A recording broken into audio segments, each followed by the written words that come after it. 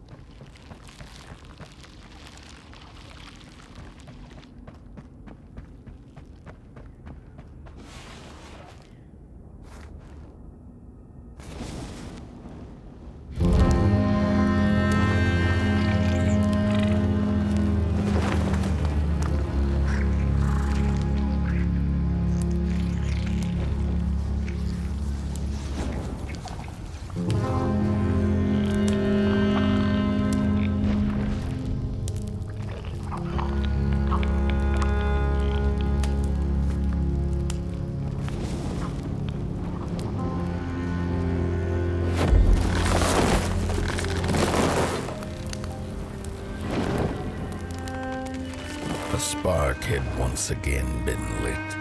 It was told that for the being who kept fire in their heart, all darkness would vanish. Nevertheless, this long night seemed endless and fraught with perils.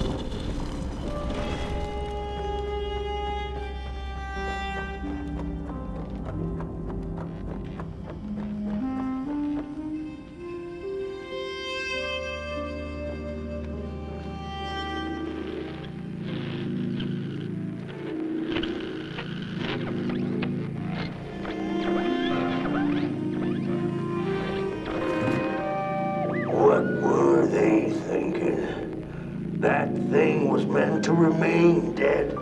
I'm never gonna come out again, no sir. In here it's just me. Lonesome ragdoll with his mask. Alone and at peace. They burned it all away, and for what? Shine a little light on things? I can see just fine in the dark. In the dark, I can see everything clear as day. What were they thinking?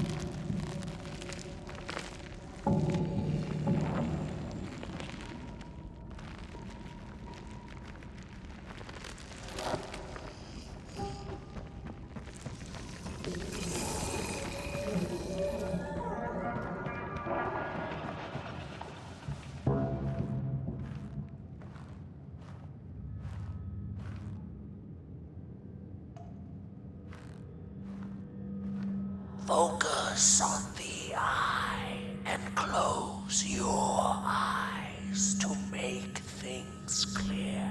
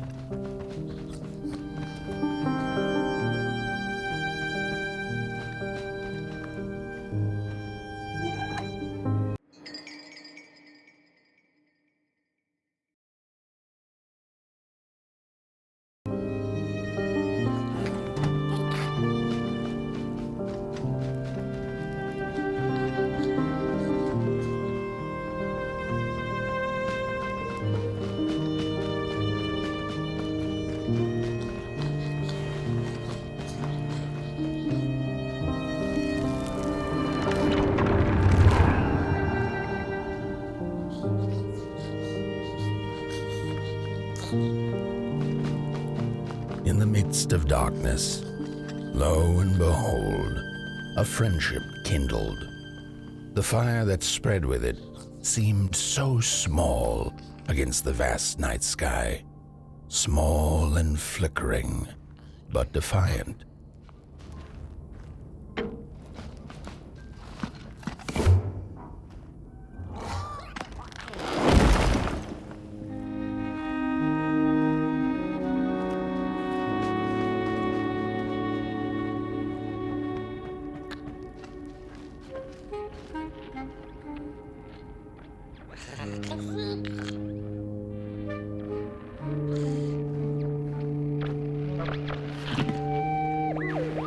With wire, clay, and fire, the craftsmen built the foundations, followed by the trees and the rocks.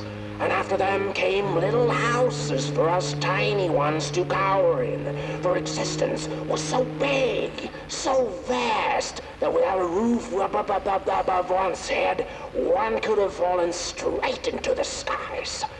And yet, with all that stuff, they didn't know what to do with us. So I reckon that's why they built the Midnight Walk, for us to wander, for lack of reason.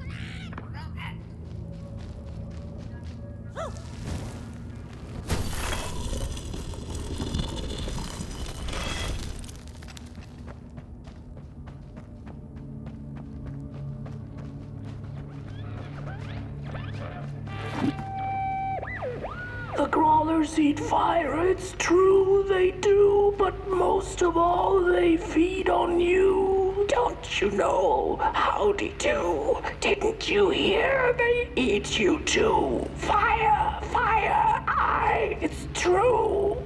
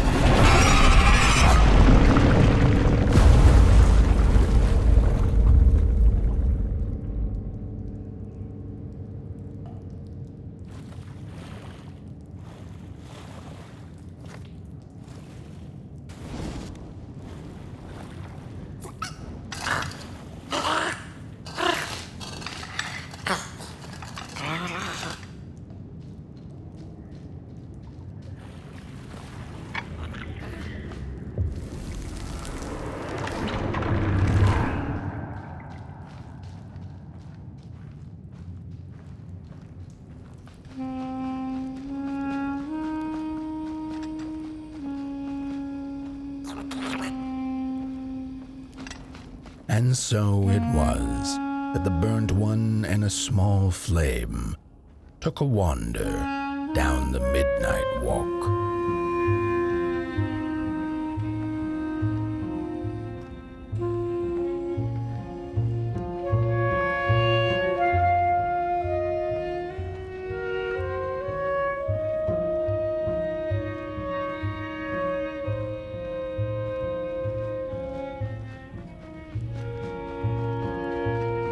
In the closing nights of this era, a wandering flame. How rare, a little pot boy. This is already the end. Your pot boy, the last ember of the work table that was. You are destined to carry this torch to Moon Mountain. It is inevitable. We must all partake. Your purpose burnt into clay. Your pot boy must spread his fire.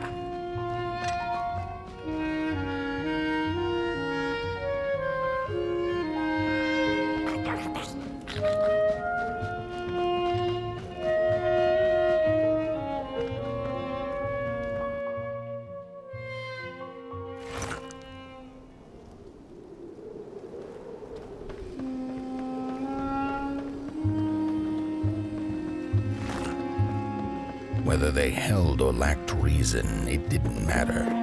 When times were dark and winds blew cold, there wasn't much left to do, and it was quite enough to simply put one foot in front of the other.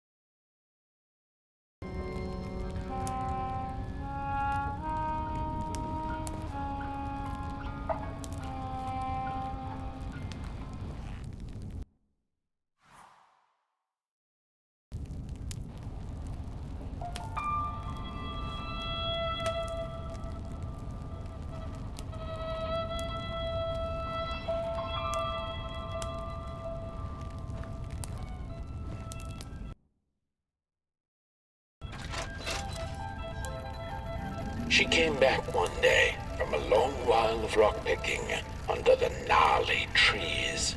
Usually the Merkel had been fond of fall and the refreshing cool of winter, but this time it had been much too long for her taste. Even the sun seemed tired, and she had all the rocks she needed, so she decided to treat herself to a long nap.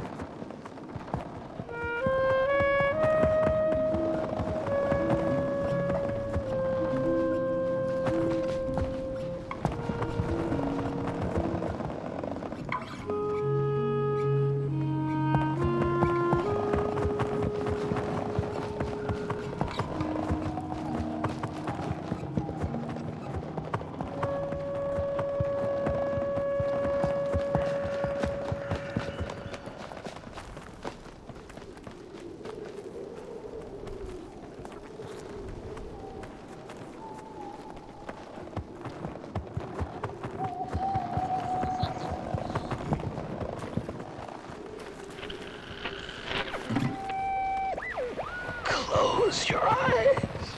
Listen. They sense you. They feel you. That's so beautiful.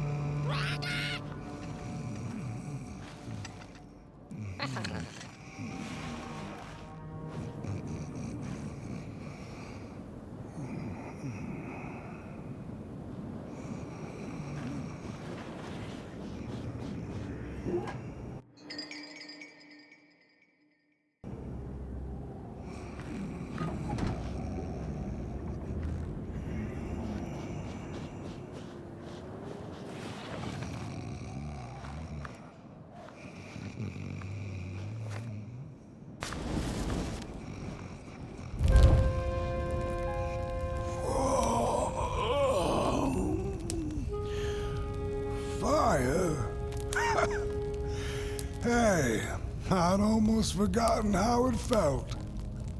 And salutations, burnt one. Fancy meeting one of your kind here.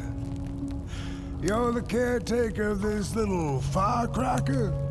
I reckon you must be headed for Moon Mountain. Am I right? Well then, on one hand, it's just a matter of walking down the road. But then, on the other, the Midnight Walk has a mind of its own, and a mind to teach its rider a thing or two to boot. So if you are intending to walk the walk, you better... How's he? Didn't see you there. So glad to see you back on the move. And as I told you, it ran away from its owners. It's been waiting for the right passerby ever since it ended up here. Well, Meg, don't let me keep y'all. See you down the midnight walk, and burnt one. Wherever you end up this long night, keep that fire alive. It's really all that matters. Don't take my word for it. Just see for yourself. Some folks certainly know how to talk the talk. What you lack in talk, burnt one, I trust you make up for in walk.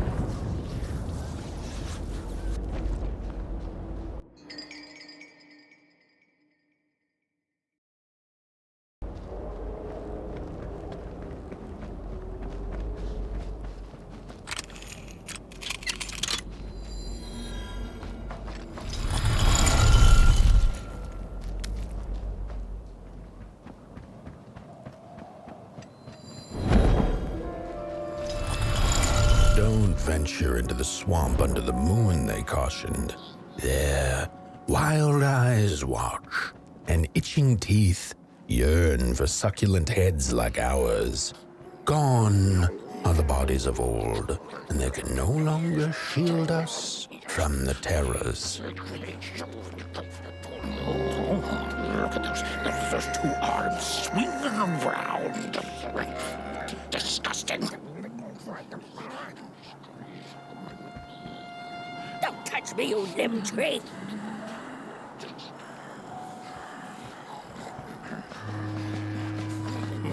Arms and legs. So uncivilized. Oh, it was foretold. The return of the bodies.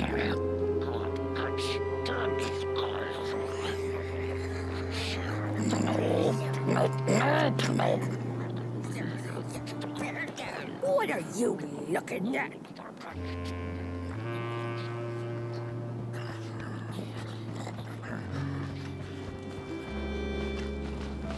Oh, look at this fancy stick. It's no! My stick! Give it back! No! Oh, my stick! My favorite stick! Oh.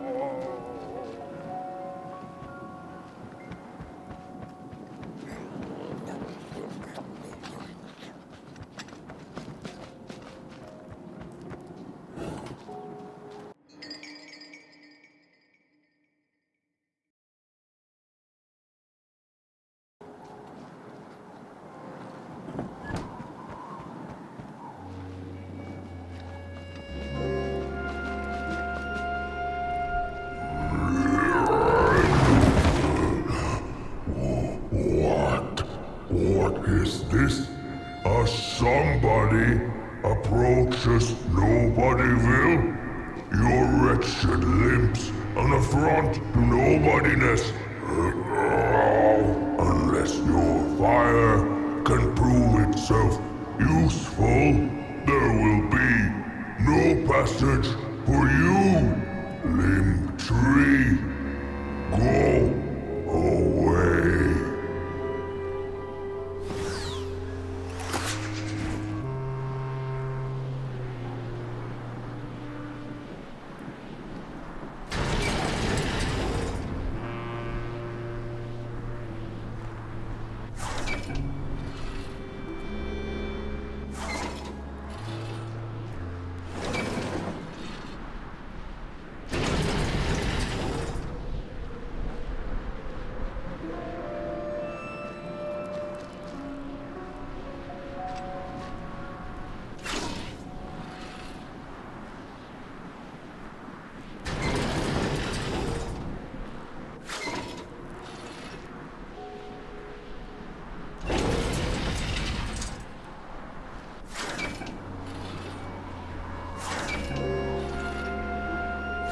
If you light them all, then maybe.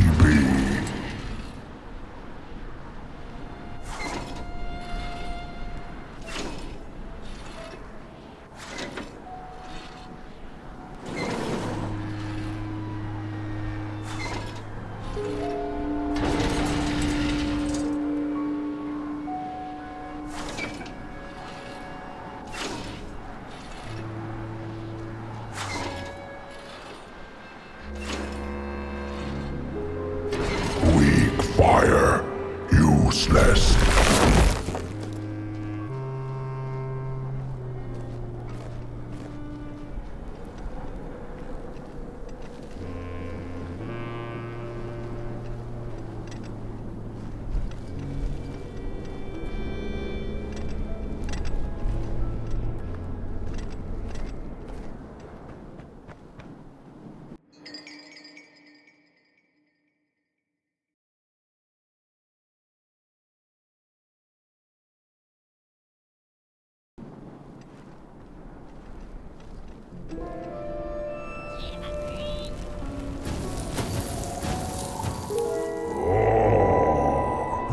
The candles have not been lit since before the great beheading.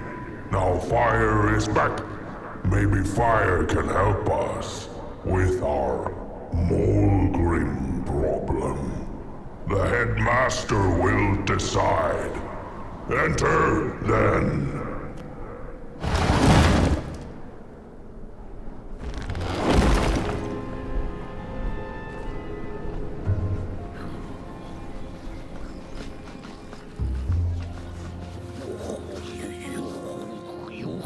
here.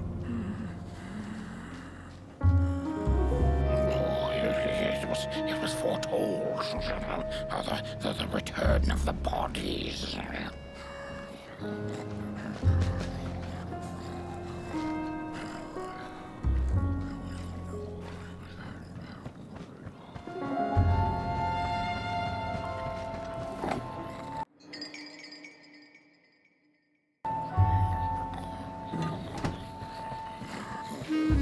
We don't take kindly to somebody arms and legs.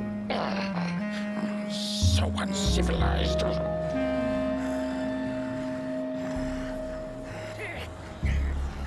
Ooh, look at those two arms swinging around. Disgusting.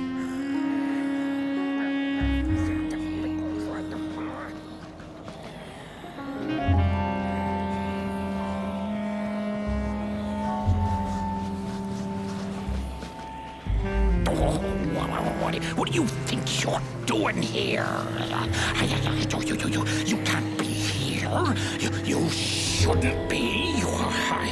Why are you here?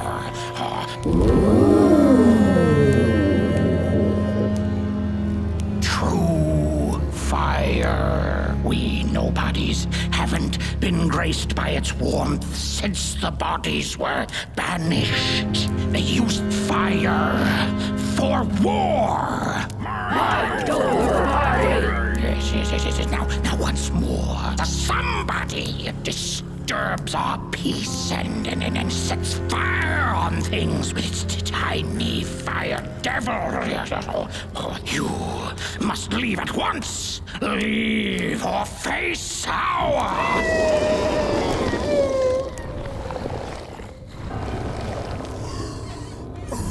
It's the Mulgrim!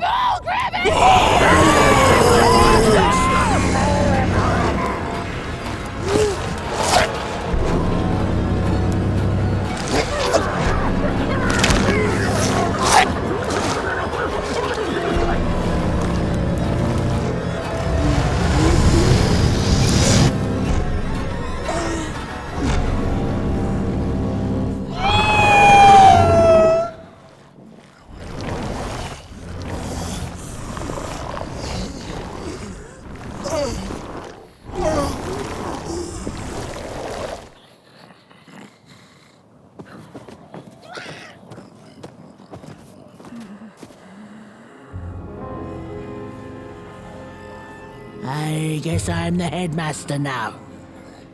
As you've observed with your own head globes, we have a problem. It is called the Mulgrim. The Mulgrim. Recently she has become bold, moving ever closer to Nobodyville. You should help us get rid of her. Yes, get rid of her. Tame her, just make it stop.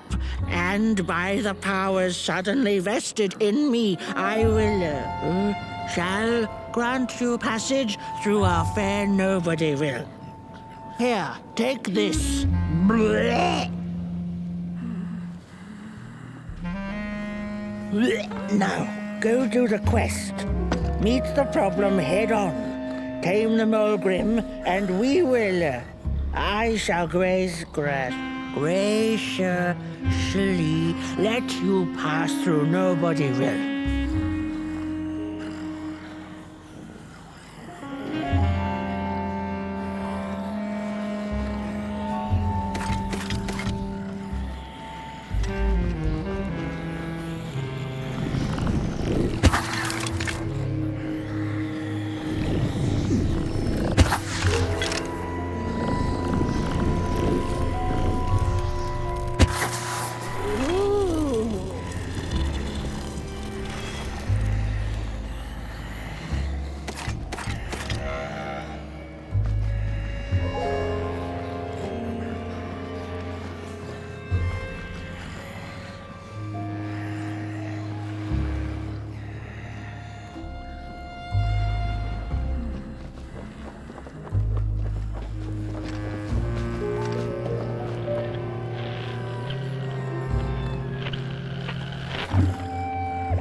Mind over body! Mind over body! over body! Mind over body! Mind over body! Mind over body!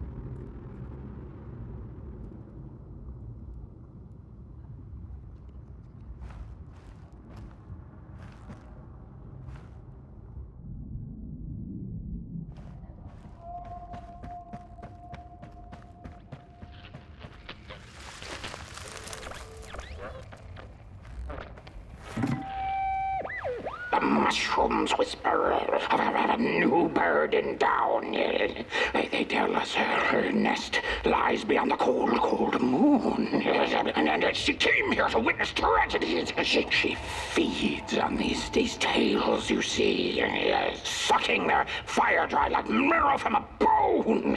Her eyes are on us now. Like a vulture she waits, knowing that we somebodies are about to tear each other apart.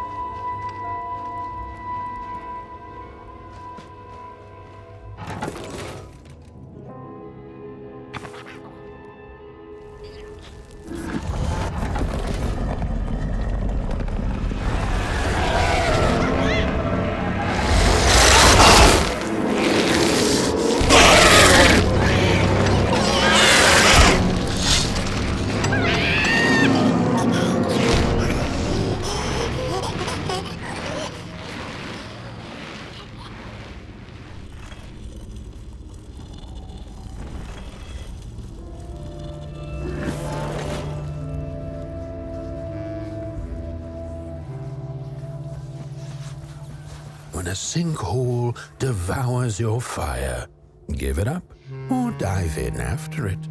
An old swamp saying.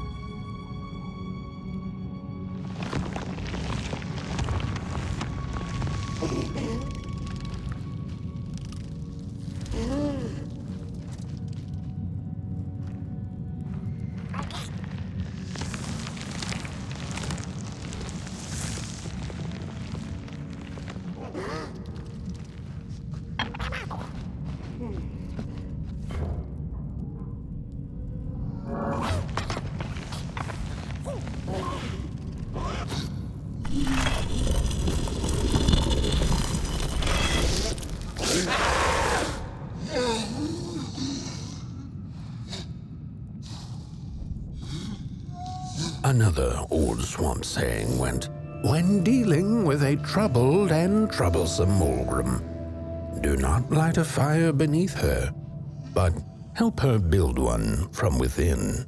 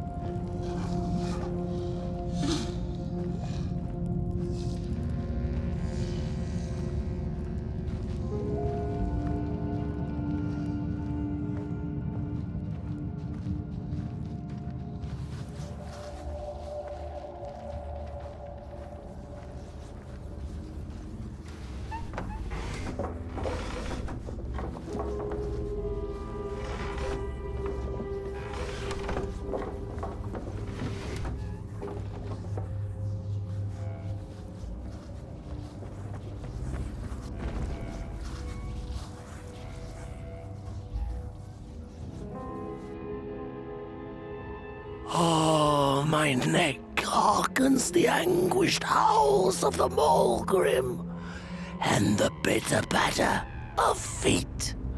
A somebody and its flame, albeit a small one.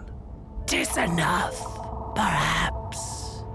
The Mulgrim's precious shards, they must be returned to her lair, to her cauldron. Only then may the cleansing fire burn.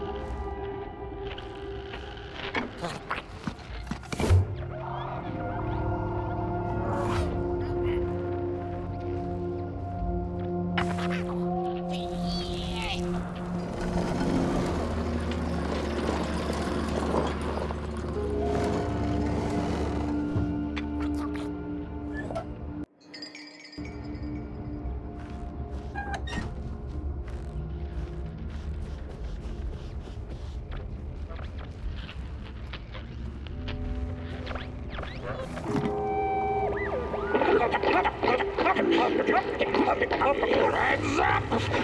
Ready! Up! Break with your boots! Take with your hand! Full of fire! The fire is ours! Take the charge! Take the fire!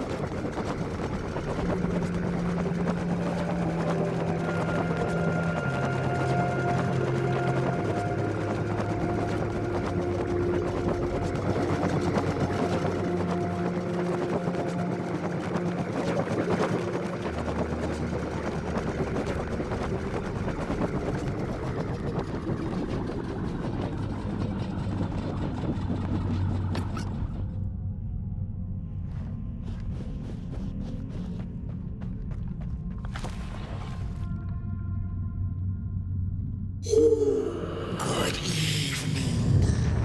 Or is it morning or afternoon? Hard to tell without a sun, isn't it? No, it is most certainly night, or moonbirds hooting wouldn't make sense at all. Speaking of sense, will you help an old bird find some in this story? Fire up these dusty murals in the right order, and you will receive a present, a little gift, yes. Bring the fire to the story.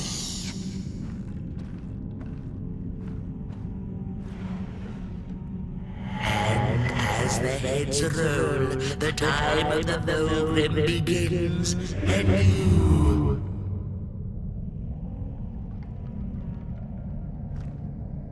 Once upon a time, the Mulgrins lived in peace.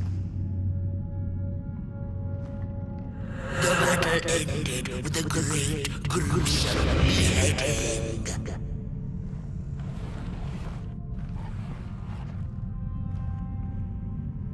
Peace ended when the violent sun bodies invaded the valley.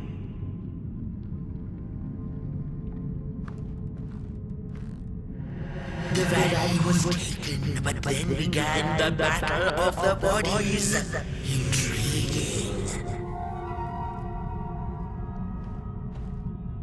And as the heads roll, the time of the Mulgrim begins anew. Once upon a time, the Mulgrims lived in peace. The battle ended with a great, gruesome beheading.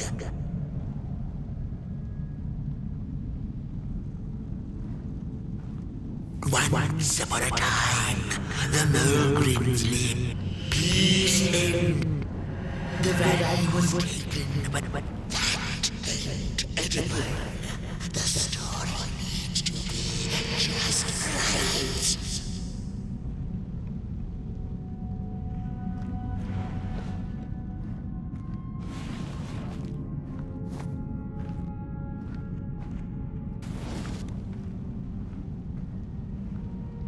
Once upon a time, the Mulgrims lived in peace. Peace ended when the violent sun bodies invaded the valley. The valley was taken, but then began the battle of the bodies. Intriguing. The battle ended with a great, gruesome beheading. For time immemorial, the Mogrims had lived in the valley in peace, sharing good eatings and howlings around their fire, which they had inherited from the skies.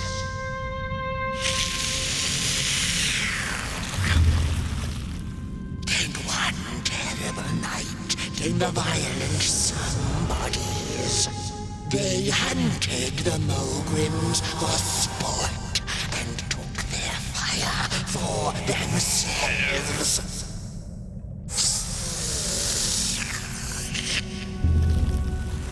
But the somebodies knew not what they were dealing with, for as soon as they held the fire in their grubby hands, they began to fight one another with it.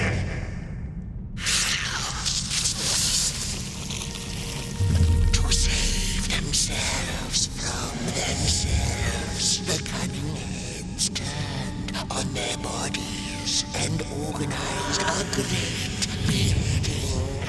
And so it was that somebodies became nobodies, and the bodies were exiled. A time of peace would ensue, or so the headlings thought.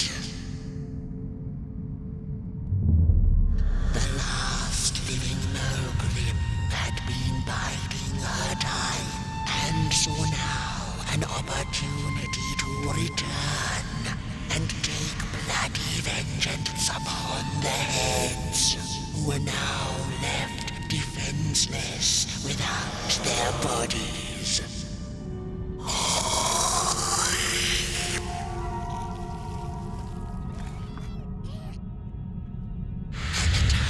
Of the Mogrim begins anew.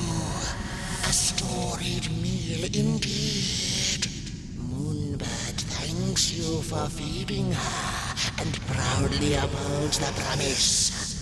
A gift. A shard from the Mogrim's own cauldron. It looked so shiny in the moonlight. Moonbird simply had to take it.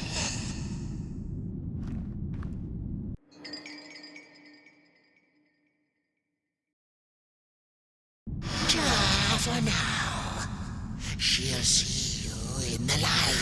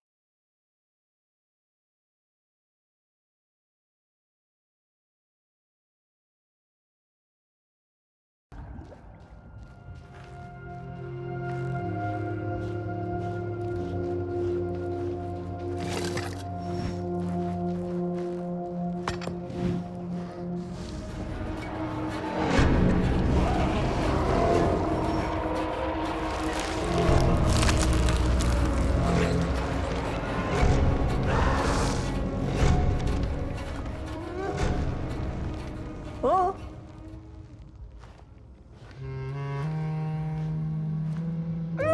Don't eat me! Well, if you're not gonna gobble me up, then can you maybe take me away from here? Please? Somewhere closer to Nobodyville and away from here.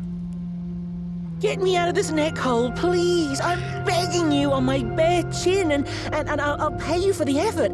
Handsomely with a beautiful shard from the Mulgrim's cauldron. If you just take me to the outskirts, closer to Nobodyville, I'd find the rest of my way back for sure. If you've nothing better to do, that is.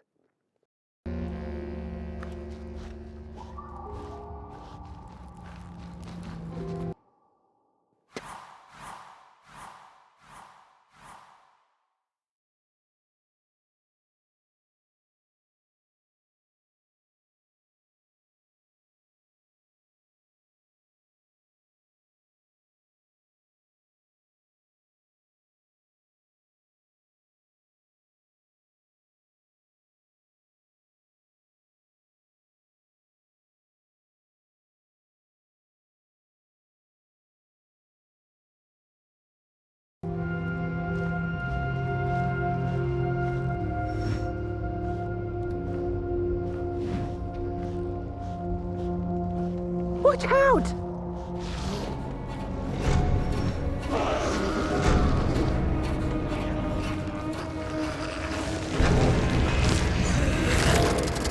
She's here!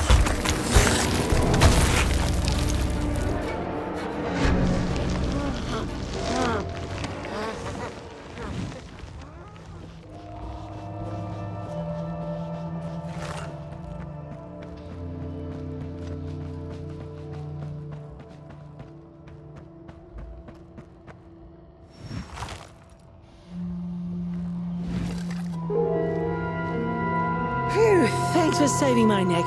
And I think I have a reward for you. A real treasure.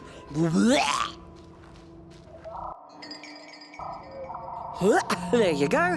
One of the 3 missing shards from the Mulgrim's cauldron. Yeah, I stole it.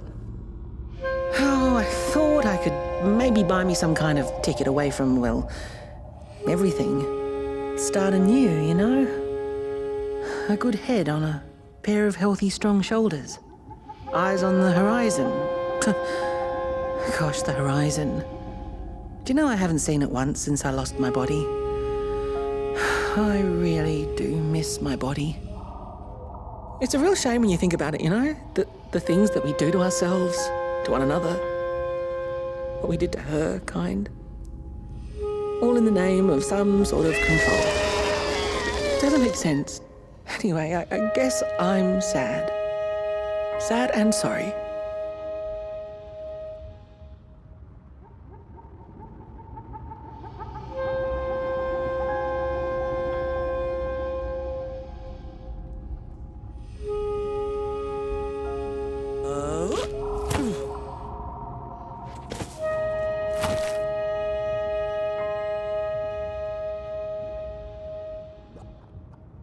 Hey, thanks. You're a great listener. You know that? Just take care of that shard now. And maybe put it back where it belongs and... yeah. Goodbye.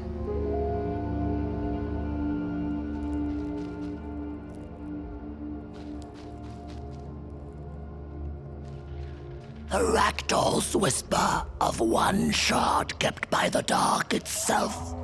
Another was stolen by the greedy moonbird up in the hilltops. The last one, perhaps the cowardly head knows. It's easy to lose one's head when everything you love is either gone, broken, or dead. Yet another forgotten swamp saying.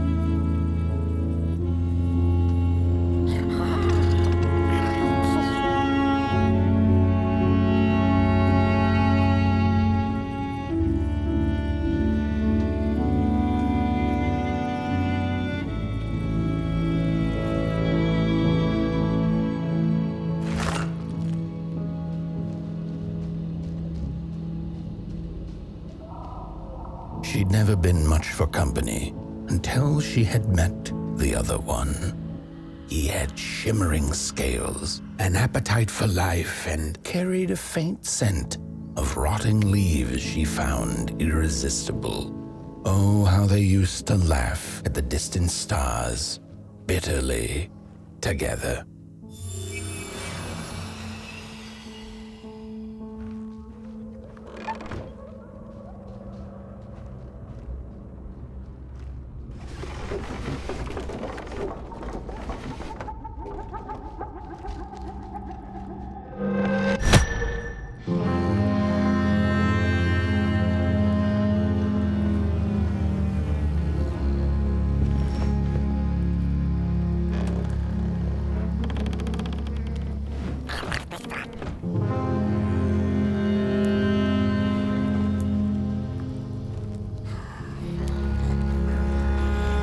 The howls of the Mulgrim have gone with the wind, and our headaches settled into gentle throbbing.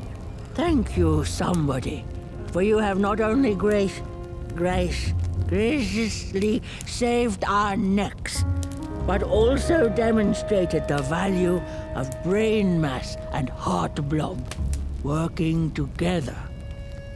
Could it be time for the bodies to return? We must convene on this matter, and you and your wandering flame must now leave through our gates and keep on walking the midnight walk to Moon Mountain. Moon Mountain! Here you go, somebody. This key will open the town gates.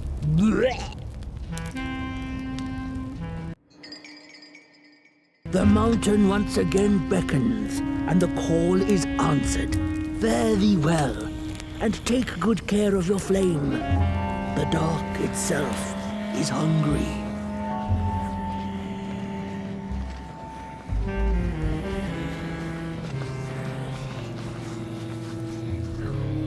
The bodies might be returning head-on now.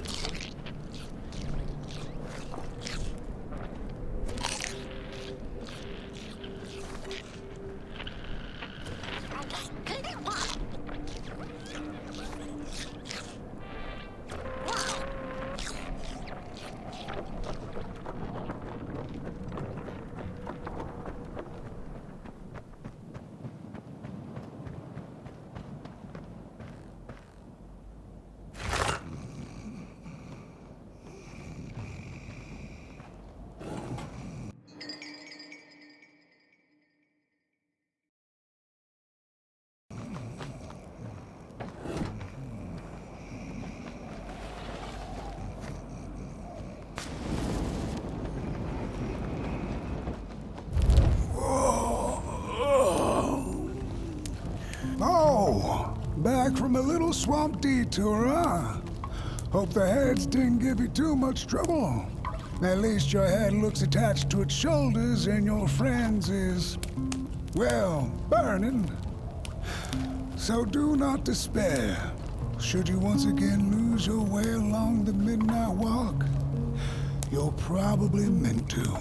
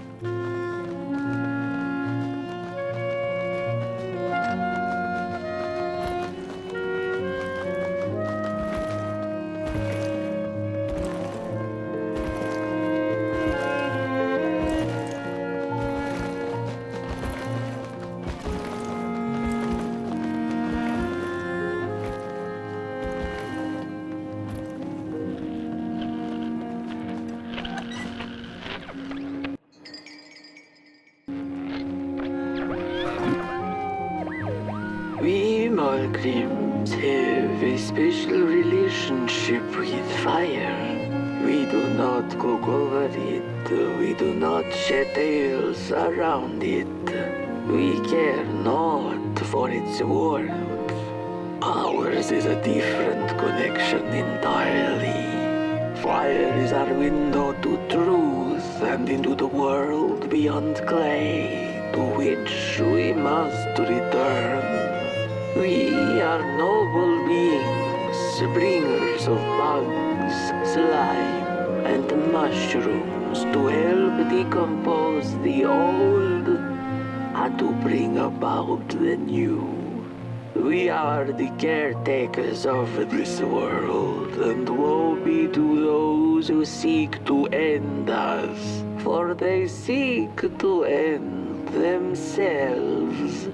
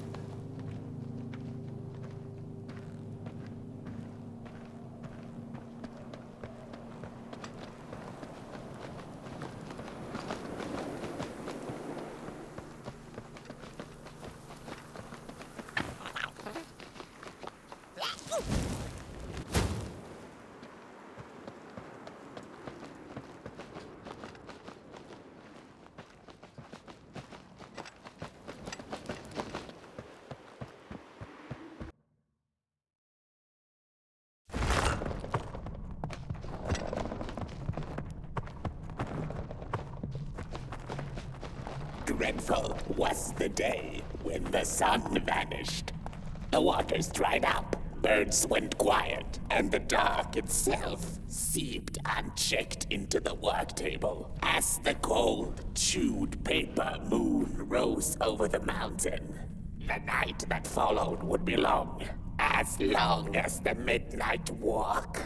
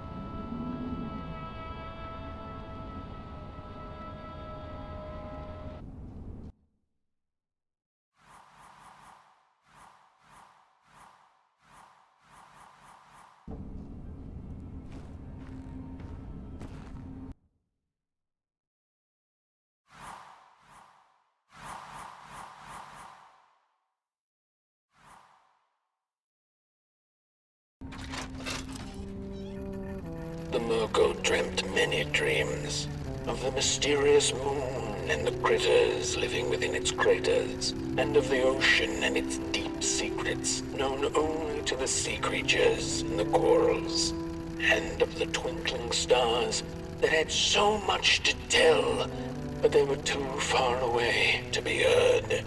All of it intertwined in a colorful tapestry.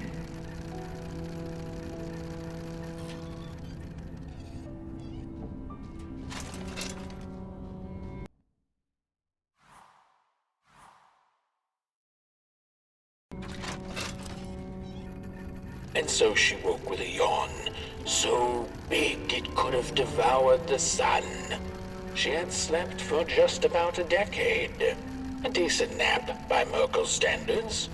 She smacked her dry lips, looking forward to what the new dawn had to offer as she left her lair and went out into the cool night. "Wait a minute," she exclaimed. "Night?"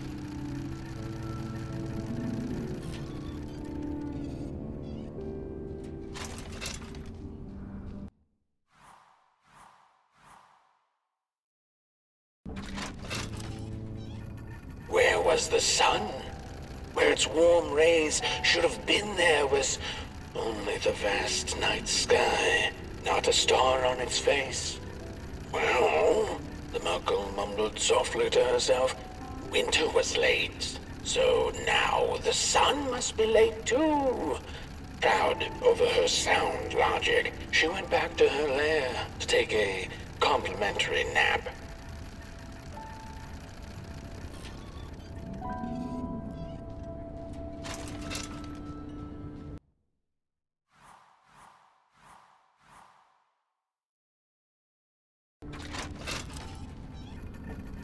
The Merkel had taken a nap that had lasted 2 decades. Now that counts as oversleeping even by Merkel standards. She had awoken anxiously this time, feeling misplaced and confused. The confusion grew further into panic when she was greeted not by the sun's life-giving caress, but once again by the silently mocking night sky.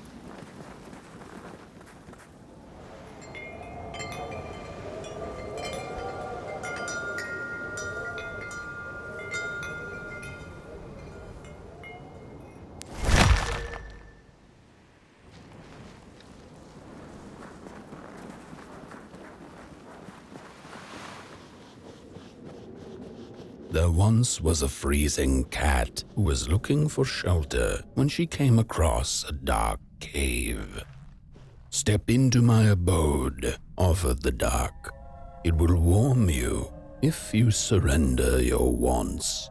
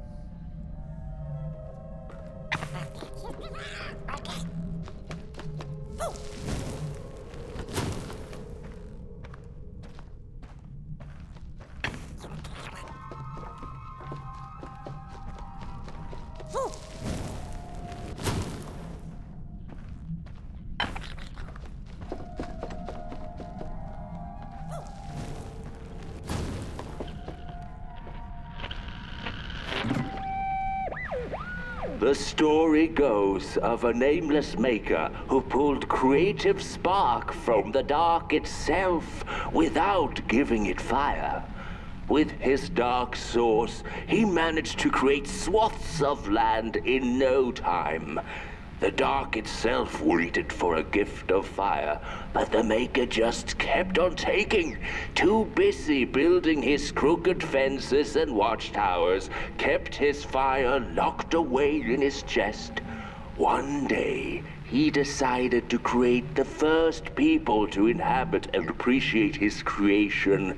It was then that the dark corrupted the maker's clay, guided his greedy hands into creating not people, but the first of the fire-eating crawlers.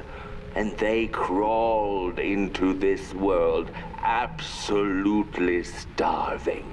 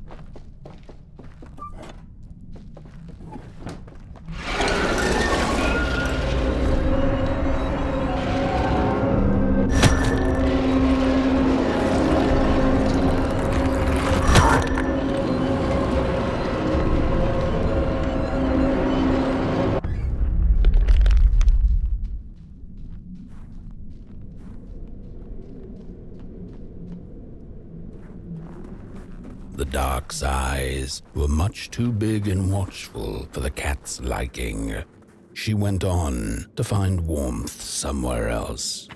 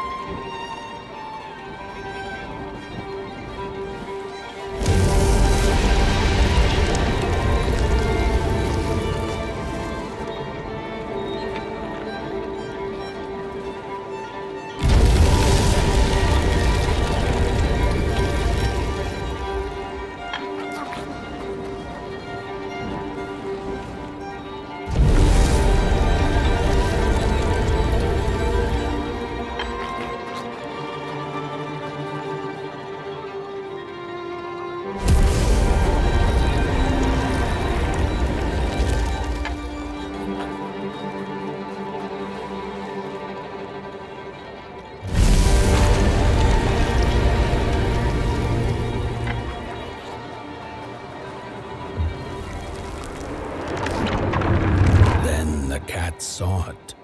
Rooftops piercing the sky. Approaching the town, she was greeted by a crone. "Come, kitty, kitty, you must be tired. Sit in my lap. Share your soft fur, and I shall warm you for a spell."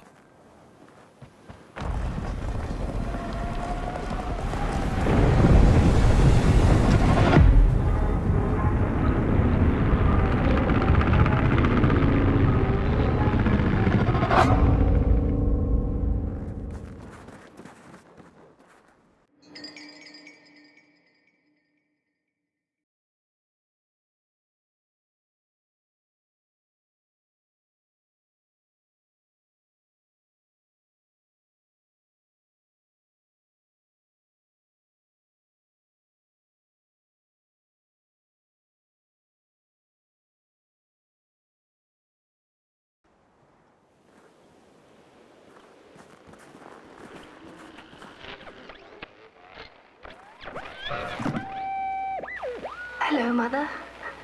The well said to give it a match, so you and I could talk again. I hope this works, because that was my last one, and well, it's cold now. But it doesn't matter. We can finally talk after everything. So, how are you? Do they have fire where you are? Not the hellish kind, I hope. Is Father there too? I think you should talk to him again. I know it doesn't seem like it, but I know he loves you still. I love you. Still. I can't feel my hands. I can't feel anything.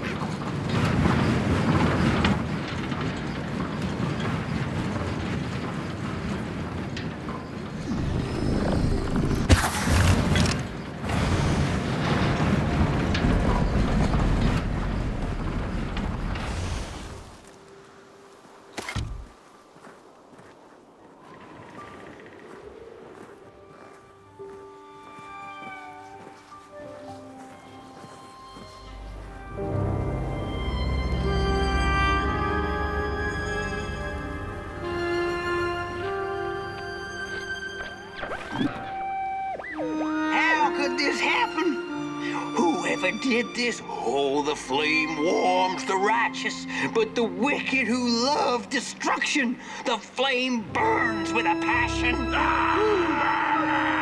Holy warm the furnace! Feed the thief to the furnace! Feed the thief to the furnace! Coalhaven is doomed! On the wicked the flame shall rain fiery coals and burning sulfur. A scorching wind shall be there locked. Come forth, thief, and confess your hideous crime!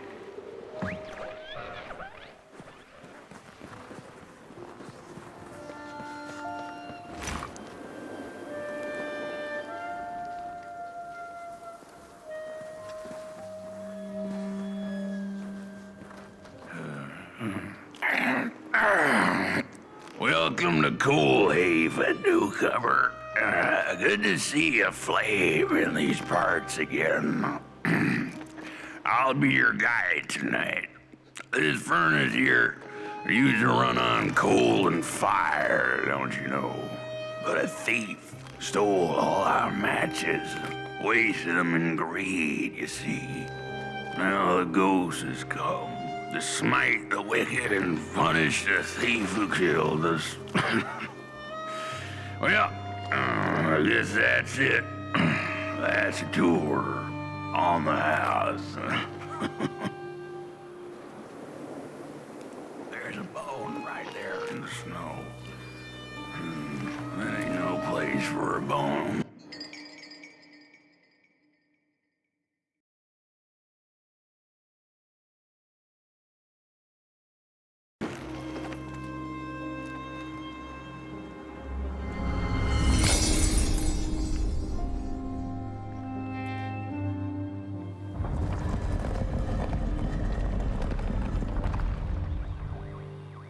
Oh, do you feel that? Something's changing. That furnace was the soul of the city. We used to worship it, us coal miners did. Fed it trees and fire like it was a hungry, angry god. This broken body's going nowhere, but yours is. Walk the streets. Listen, just don't believe everything the half-dead say.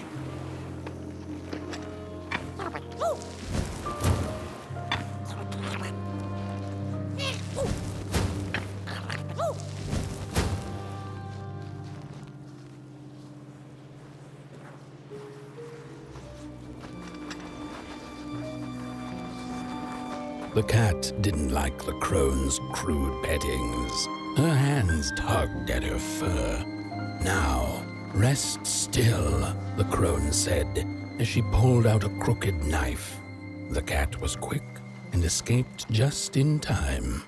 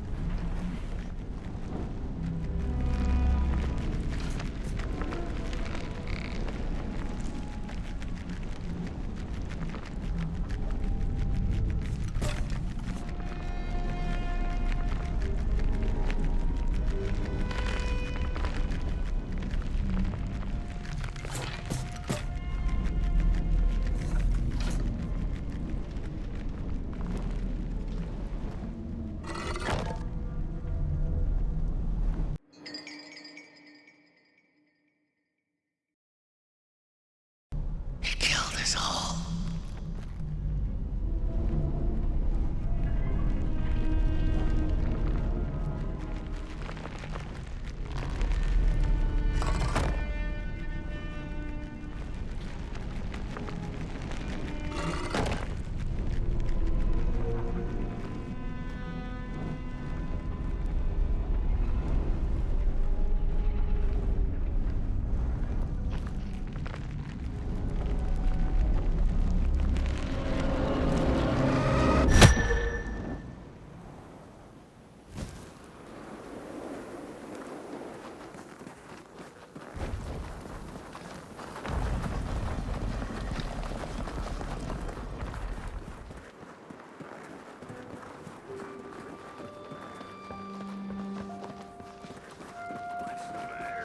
See a ghost.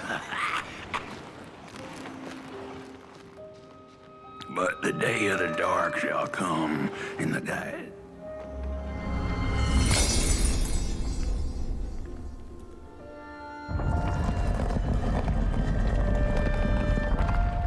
The thief loved the stars. Would have plucked them out of the sky if it were possible. But the dark itself stole her stars, turned the thief's sky as black as a cup of joe. And so the thief began to steal matches and lit them, hundreds of them, like little stars of her own. The crooked path to the house on the hill lies open.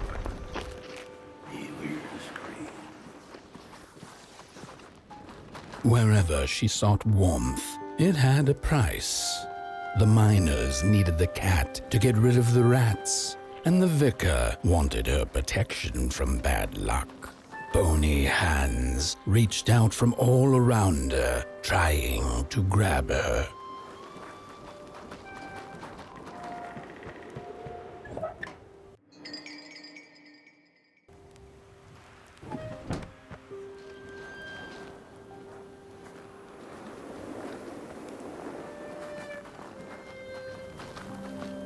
Matches lead to the house. Brothers and sisters, hunt down the thief. The matches. Follow the burnt matches.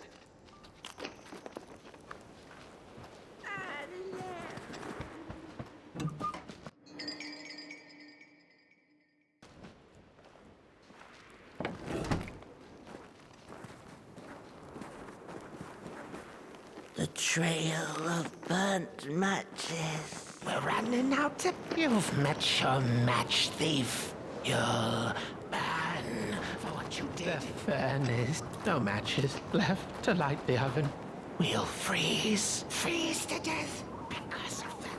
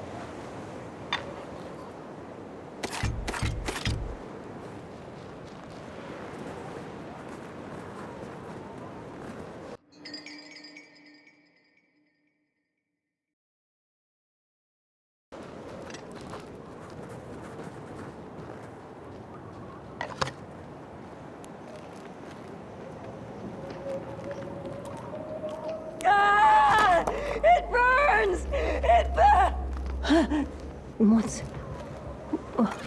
This isn't my body. The fire, did we snuff it out? Where's... Did I save them? The house. It's ruined. Well, it wasn't supposed to go down that way. They locked the door, threw the key into the woods. Huh. There was so much anger, and now there's nothing. This body is so uncomfortable.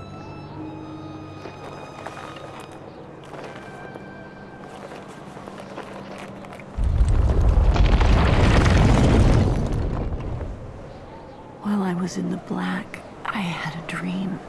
There was a monster in the woods, with our door key dangling from its tail. I ran, tried to chase it, grab the key, and when I did, the creature turned around, and its face, it was the face of this whole town.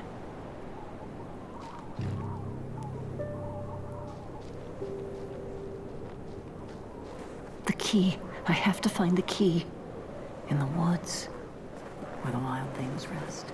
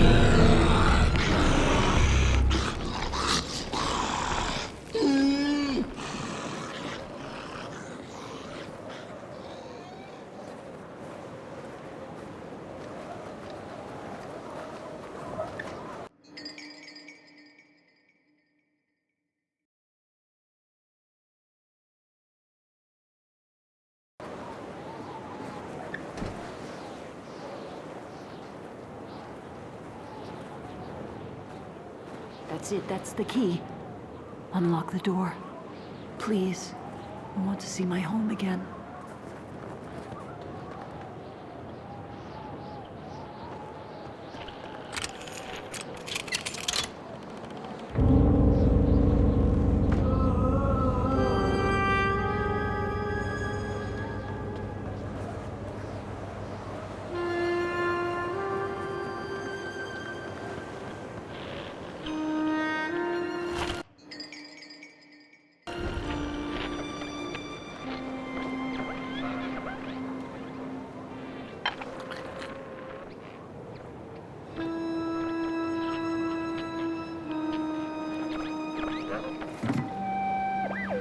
Furnace is getting weak.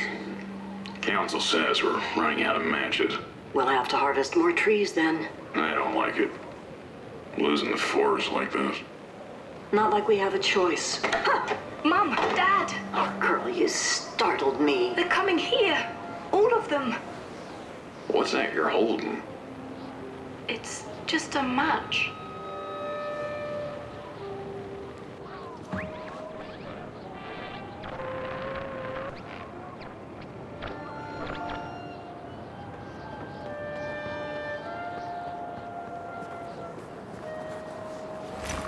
The cat felt as if the walls around her were growing taller, the alleyways narrowing. Turning a corner, she bumped into a girl sitting in the snow. In her bony little hands, a lit match. "What do you think of my star?" the girl asked. "Isn't it pretty?" On the hill lies open.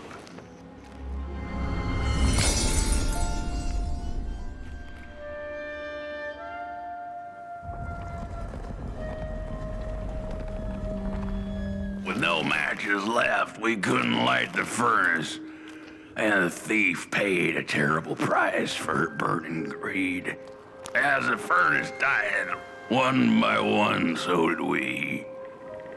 But before we perished, the dark itself moved into our hollow husk, turning us cold and wicked. If I had a heart, I'd feel great shame for what we did. I'd feel great shame for what we did. The old man feels it too. Should have been long dead with the rest. He just wasn't ready to go. Yeah, at least he has a reason for sticking around.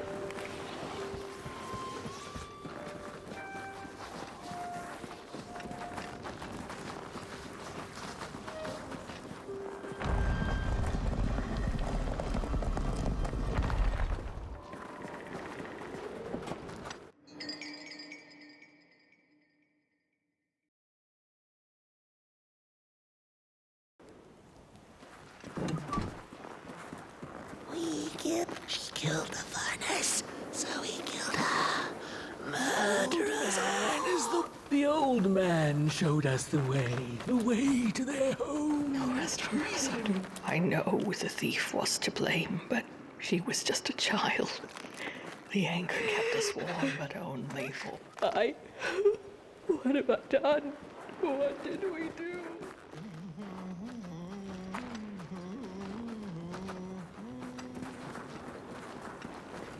She was miserable and found comfort in fire. Shame. The furnace died, so we had nothing left but justice. Sweet justice.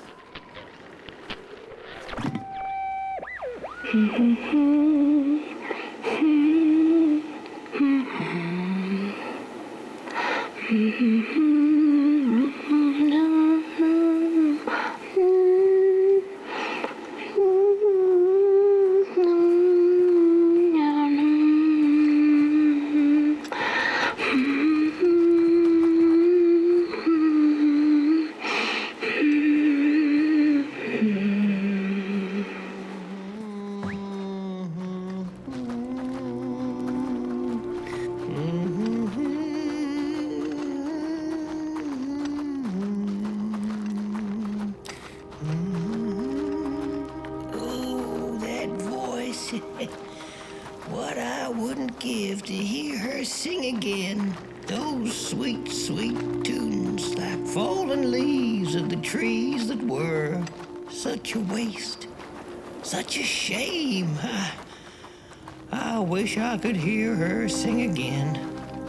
Just once. Just once. Oh, I know she stole from us. I know what she did to our town. But she could sing. This town's not much without fire, no. It's even less without song. If I could just hear that lullaby one last time, I know I'd be able to move on.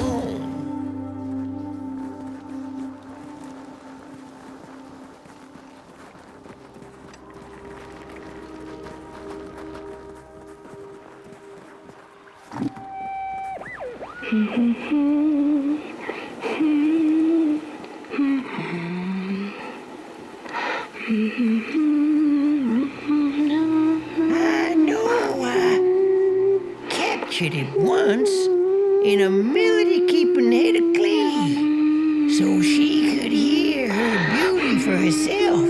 But I dropped it in the woods that horrible night.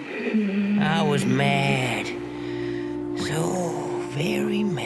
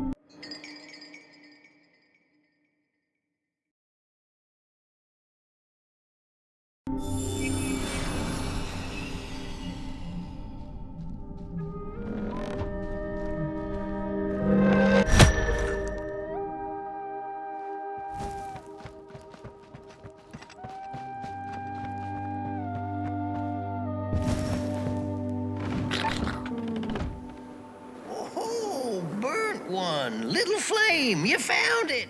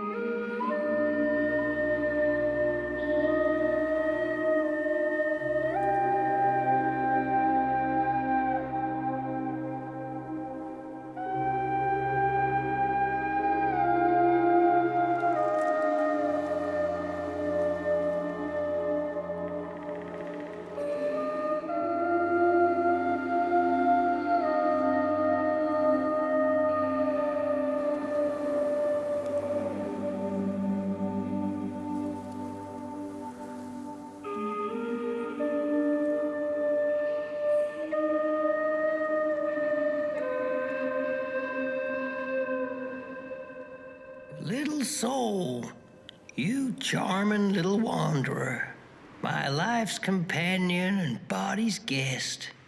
Where are you off to now?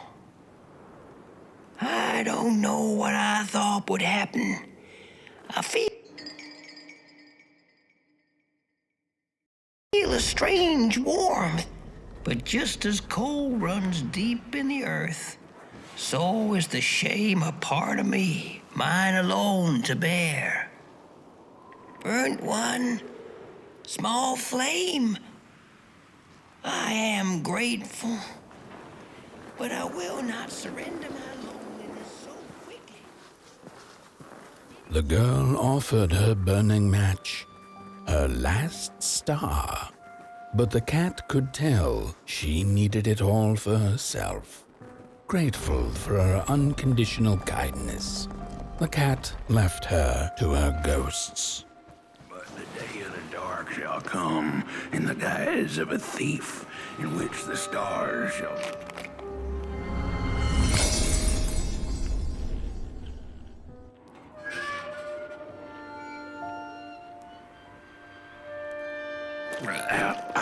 The door to the flame is open. It's already there. You just haven't lit it yet. Now, if you don't mind, a little spark. And just maybe we'll be able to die for real this time. In life, I didn't mind a little loneliness, but this is the worst. The furnace longs to burn once more.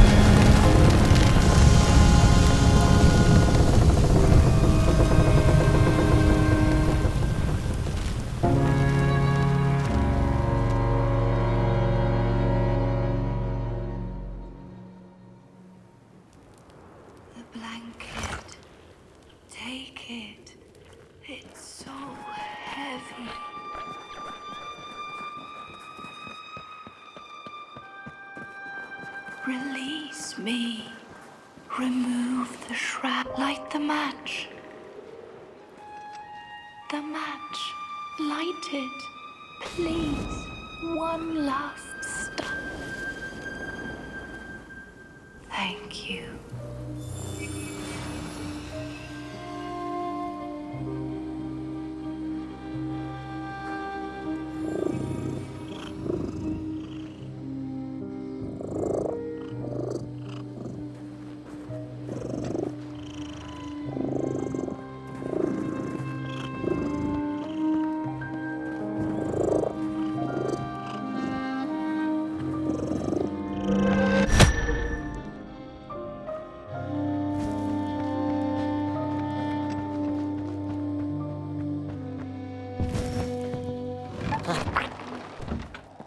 the cat finally settled in front of a giant burning furnace.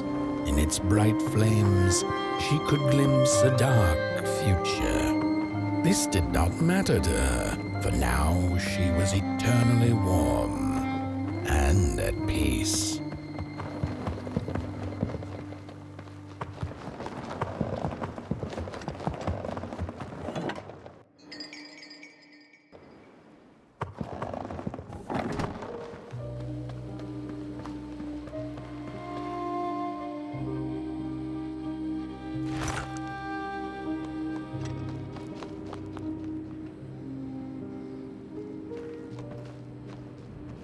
The flame burns still, and the fire has spread along the walk. The cold takes its toll, and Potboy's flame flickers. But it is still enough for the climb to Moon Mountain, to light the final fire. The road always leads to Moon Mountain. Hark! His fire belongs to the mountain. It came from beyond the moon.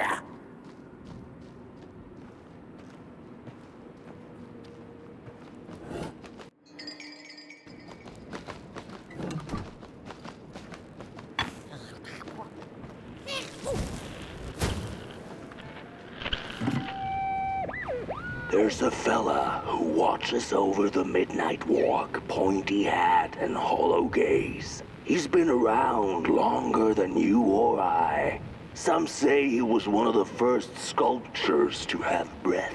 Some say he's not from around here, but from another maker's work table entirely. Some say he's seen what lies beyond Moon Mountain. But I just think he's lost like the rest of us, and he's waiting for the right one to come along. Waiting for something that'll give him that eureka for his song.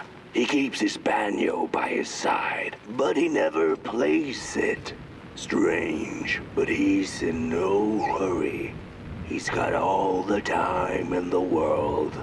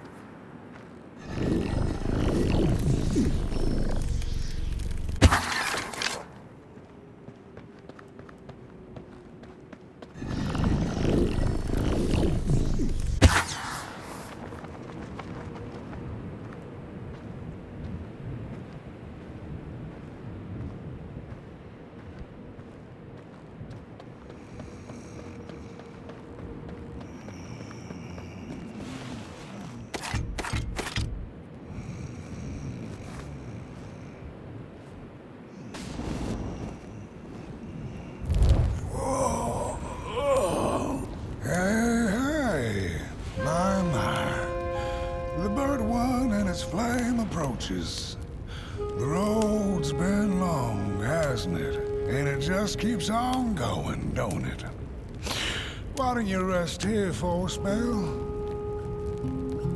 Change is in the air.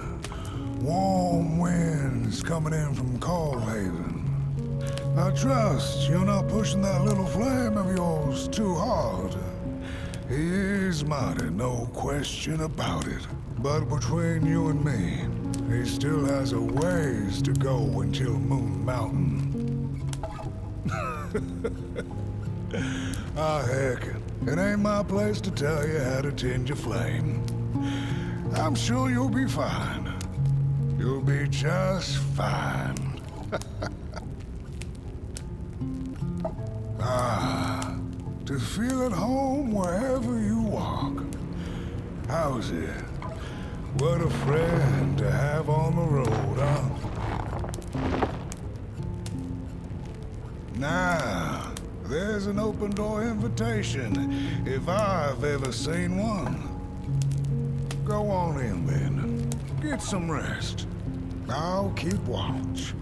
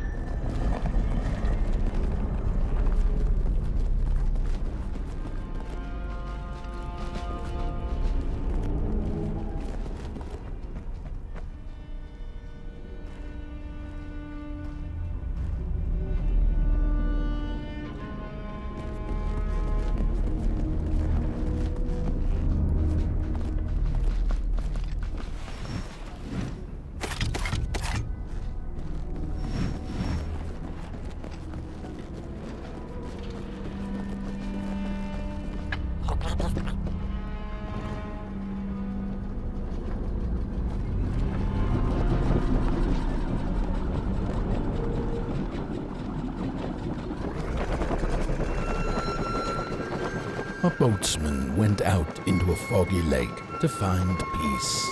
Then, out of nowhere, came another boat that bumped into his. He cursed whoever was on the other boat, but when the fog cleared, he discovered that it was, in fact, empty.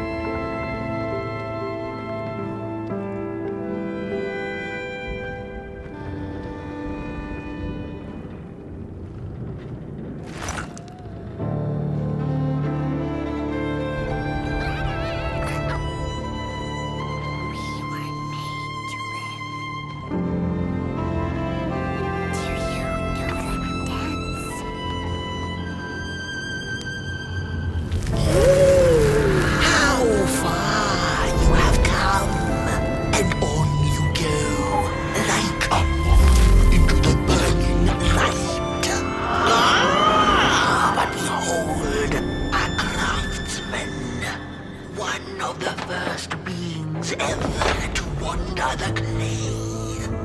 Like you, his heart is ashen, barren, yet ripe for tasty stories.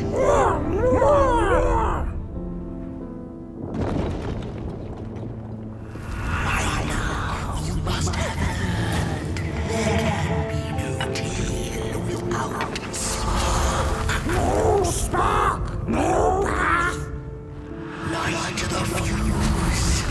It will guide the burnt one, and mayhap feed Moonworld as Mouse's most reasonable.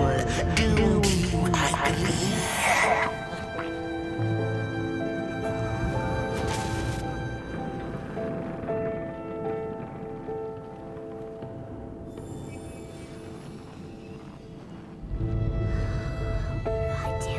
doing here? We weren't made to live.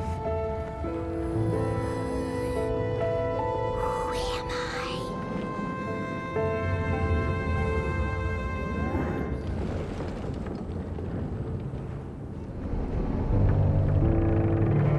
Nothing without feathers can leave this place.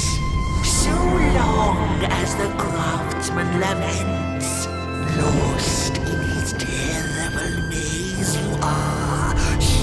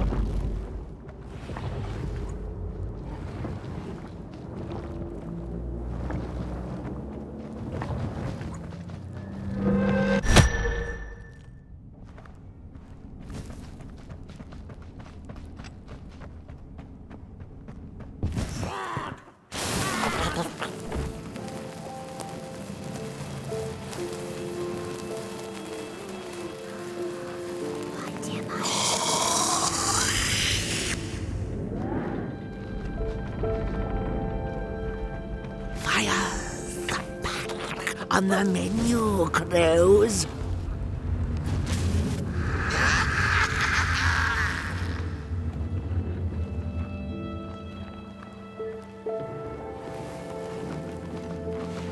We weren't made to live.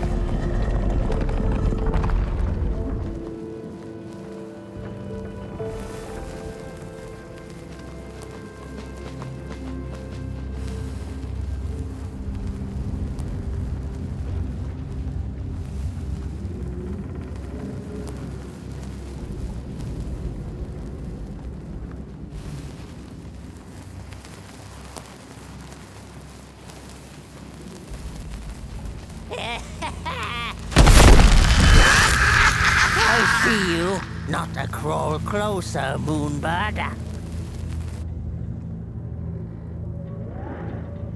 Avert your greedy gaze. The moving pictures are not for you.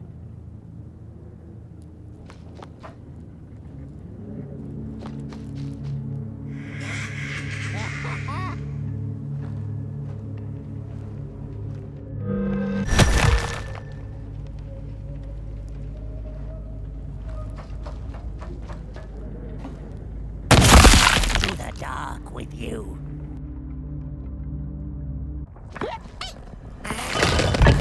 Avert your greedy gaze. The moving pictures are not for you.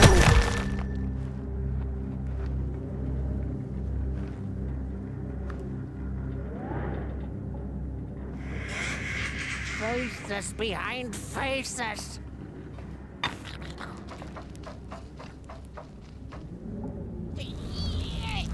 What are you tinkering with?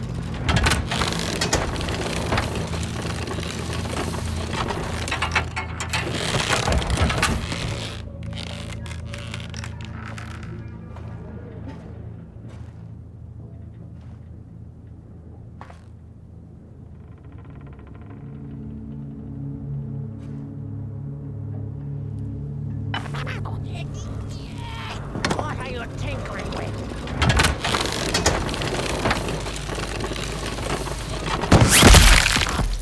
Bird.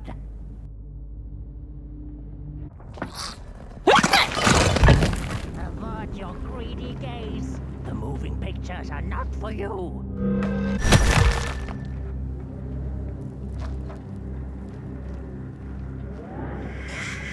Liar, liar, eyes on fire.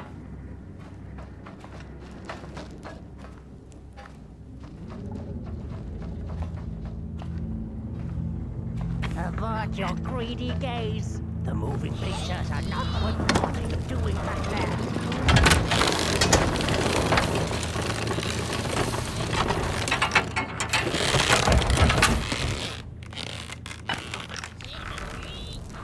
I hear you messing around.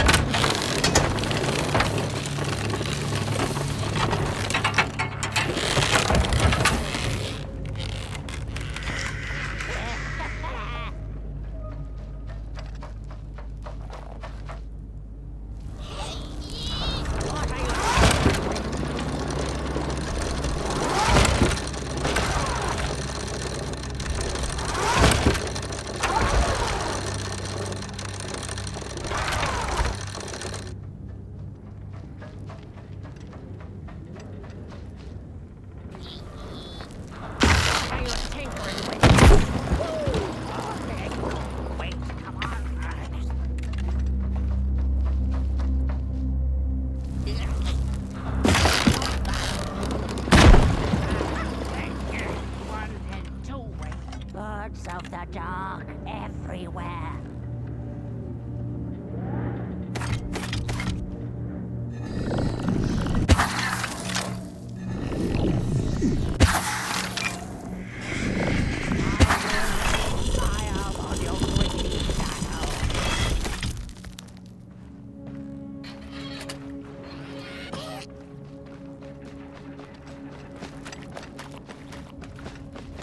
Birds of the dark everywhere.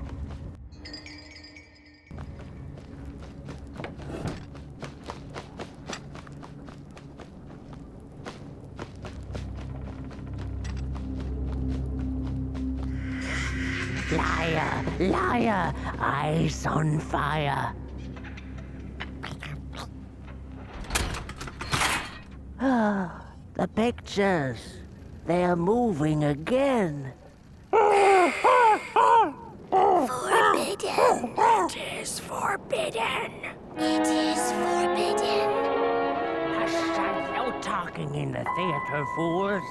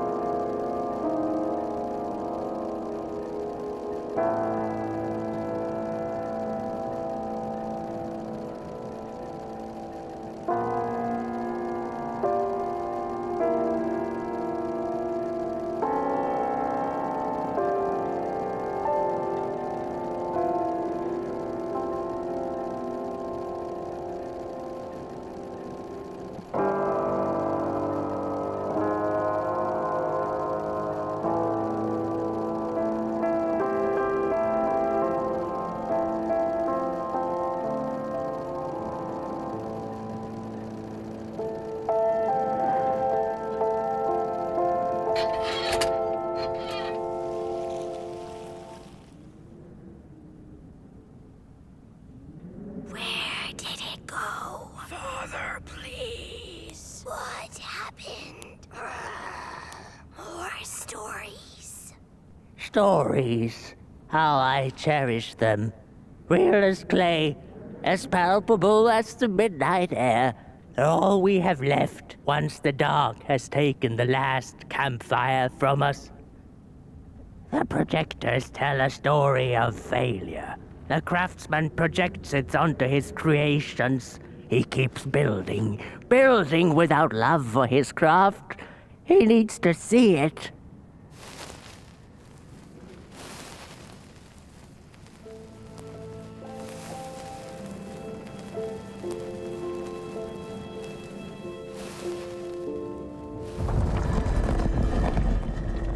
Well, yours might not be a movie I would watch, but a story is a story.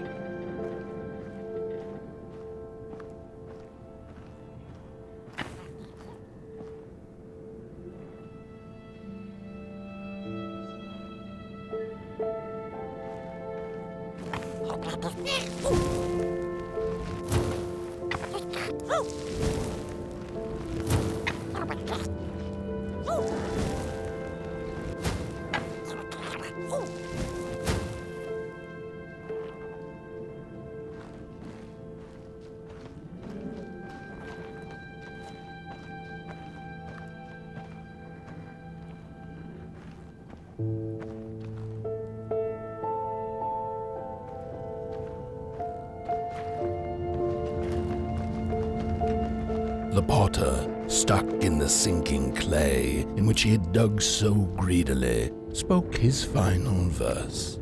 Here was I born, and here I lived. My refuge was the clay, and now the clay has played me false in a most grievous way.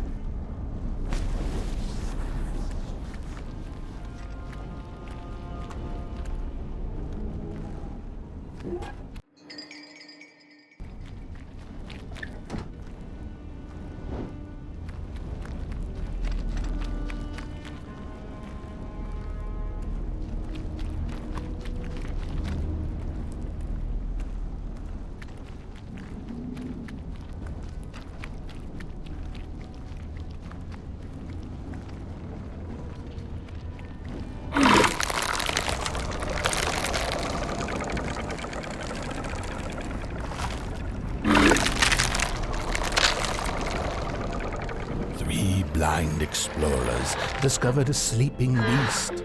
Each of them touched it and described it to one another. "Its skin is coarse," said one. "No, its ears are big," exclaimed another. "The teeth are its most prominent feature," declared the third. Who was right or wrong mattered little, as the beast awoke and ate them all.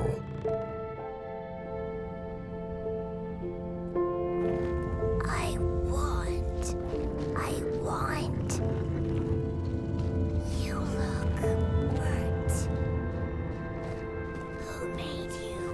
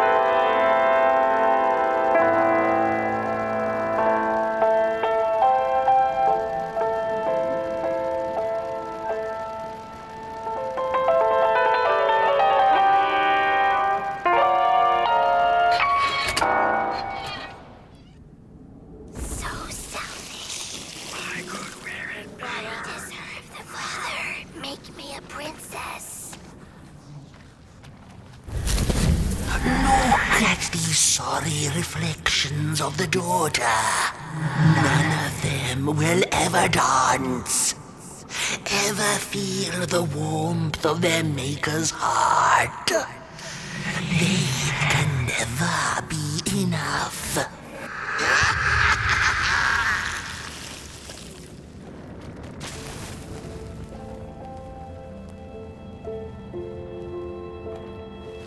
Their eyes so big, their smiles. After years of searching for her son, the weaver was convinced she had lost him to the dark.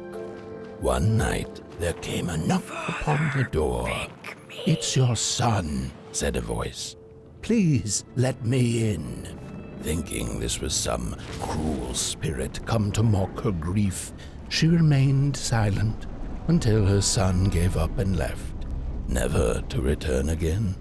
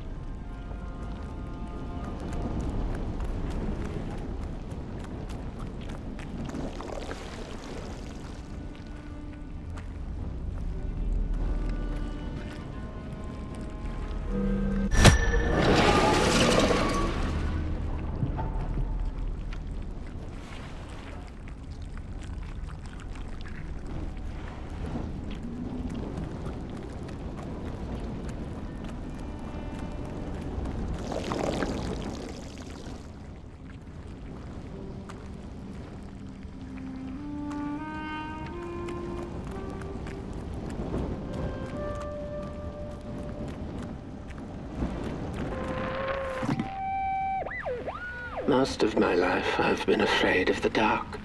When I was little, my childminder got annoyed with me and tossed me into a wardrobe as punishment.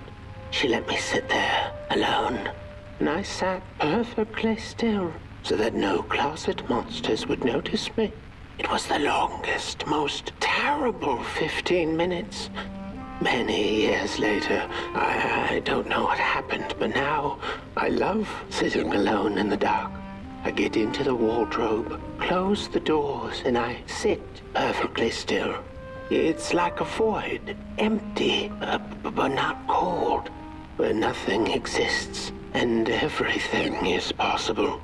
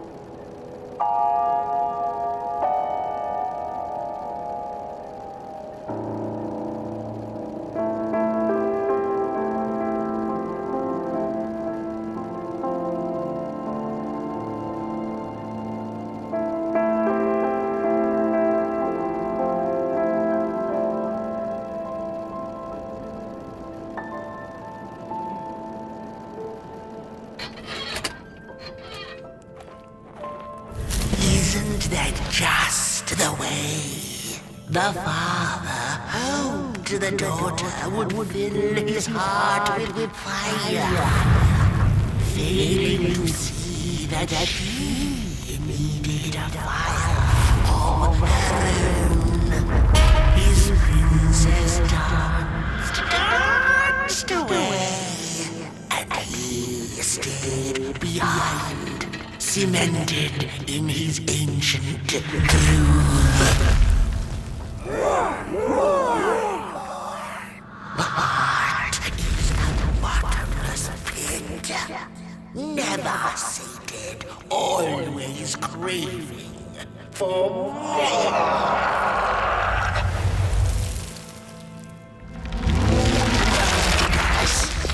Enough. Keep on walking the midnight walking. Don't run all the way to your infernal doom.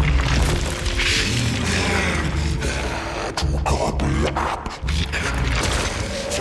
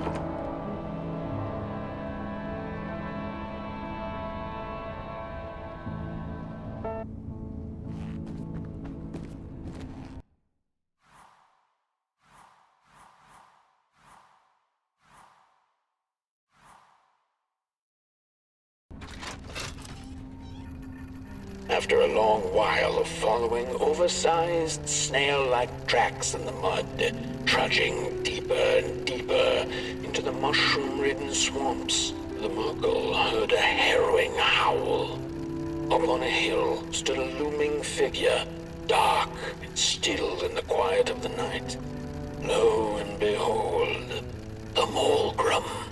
She thought to herself in slack-jawed awe. She greeted the creature with a quivering voice and, unable to restrain herself, asked, "Do you know who took the sun away?"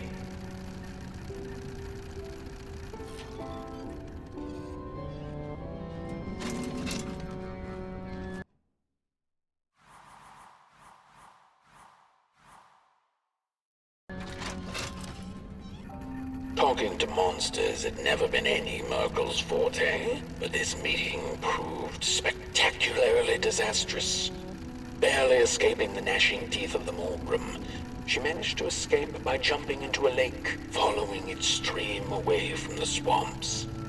Although the Mulgrim was far behind her, she could still hear its melancholy howl. Mad with grief, she mumbled, "As I will be, unless I find the sun again." Tired from running, she searched for shelter and found a dark, dank cave. Cozy, even by Murgle standards.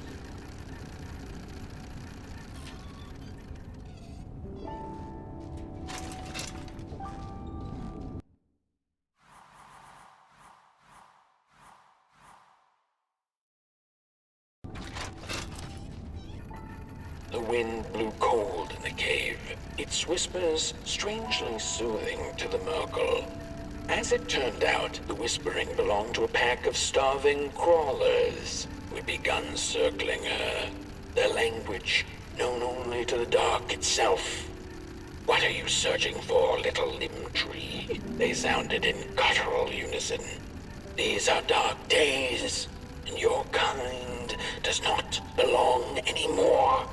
The Murgle gathered her courage. "I am looking for the sun. I know you crawlers eat fire for dinner. Did you eat it?"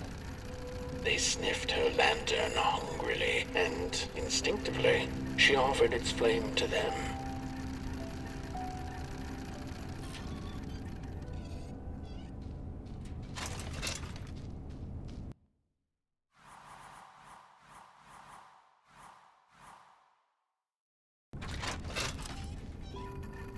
The crawlers cackled like mad chickens.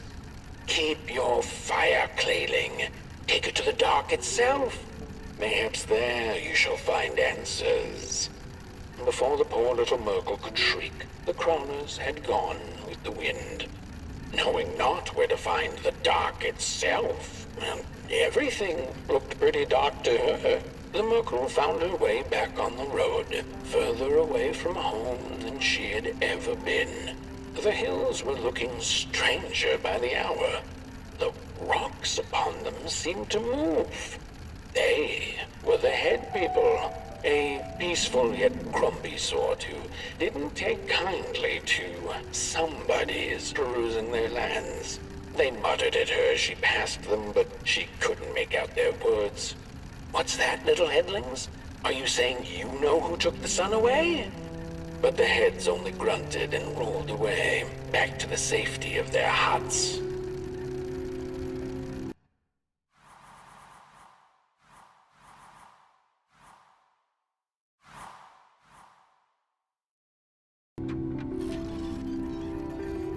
Before she knew it, the little Murgle, lost and tired, came to stand before the dark itself, with a burning question clenched in her fist. She felt like punching the dark with it, screaming it out like the howling Mulgrim, laughing it out like the starving crawlers who had nothing left to eat but the hope of others. "Who took the sun away?" it then asked the Murgle. Its voice sounded like a dark forest, deep and ancient. "It wasn't you," the Murgle retorted. "You're its complete opposite. Surely you must be the reason it's gone." The dark then replied, I am but the absence of light, not its adversary. Light is because I am. How could I possibly hold it in my possession? The Mogul felt her anger fade. She understood little besides one thing, that the darkness was not behind the missing sun, nor her suffering.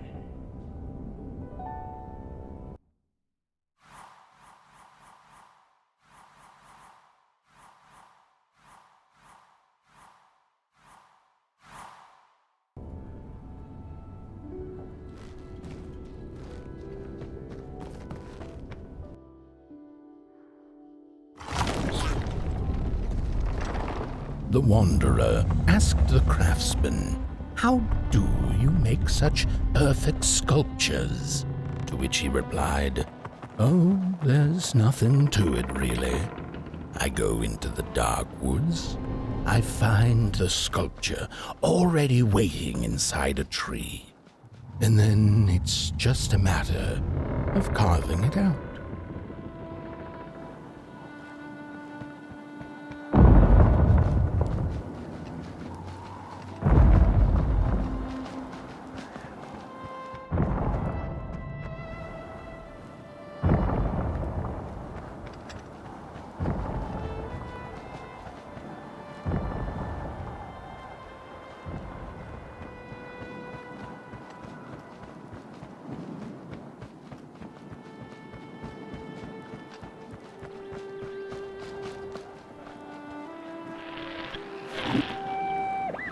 When I was a child, I exchanged letters with a monster in the woods. We were best pals, and we shared all our secrets with each other. One day, my sister told me that the monster wasn't real, that she'd written me all those letters to play a joke on me. But the joke's on her, because I knew the truth about the monster in the woods, and we exchange letters to this day.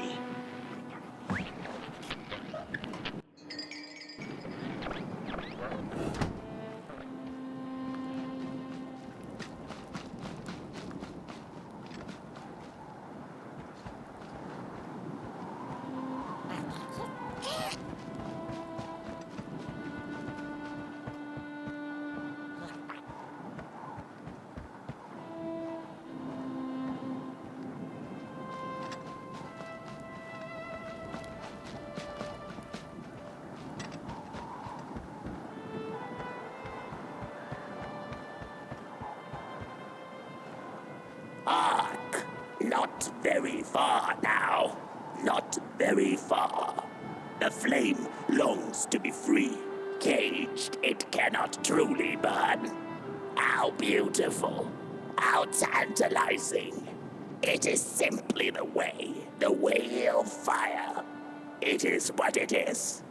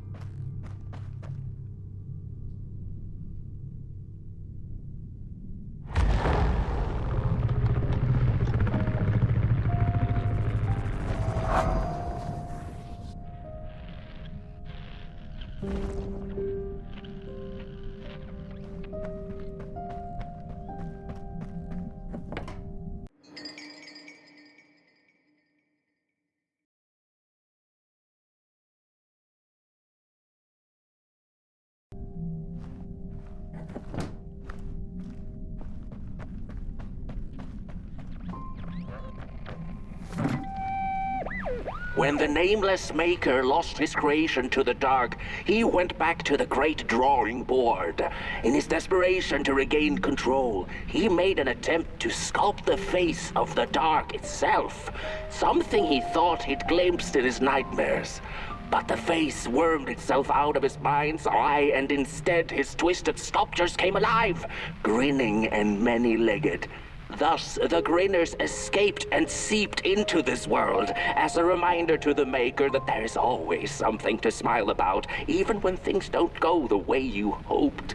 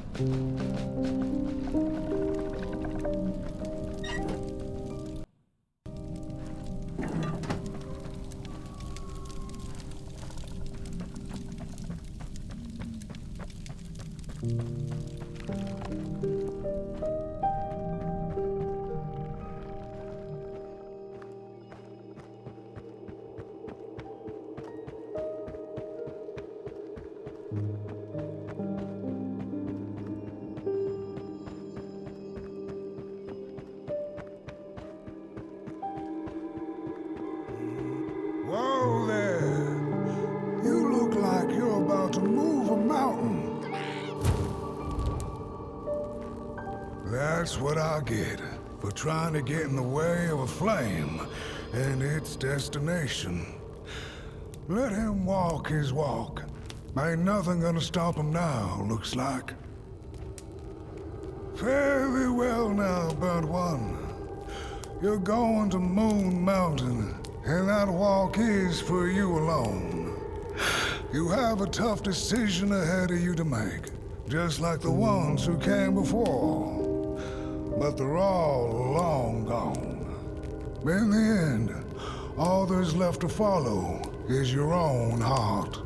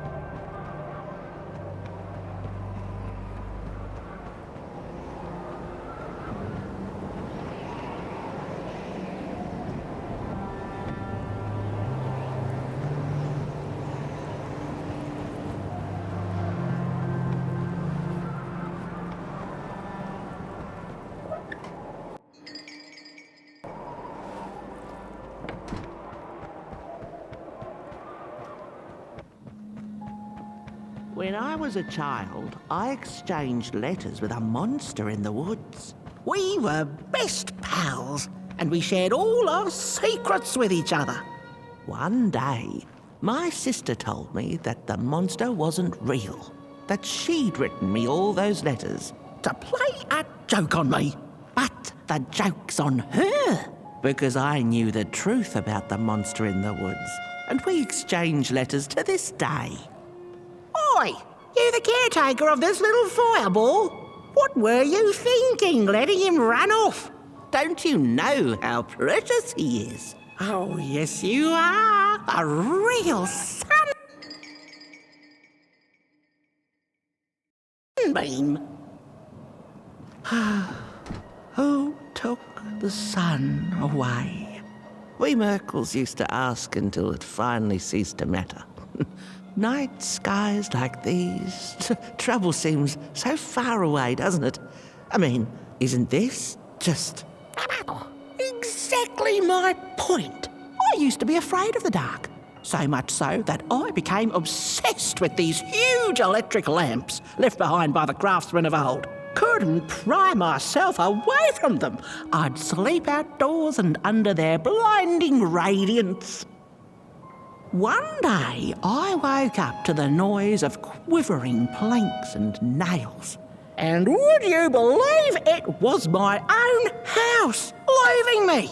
It had gotten so restless it grew a pair of legs, took a name and went on a hike.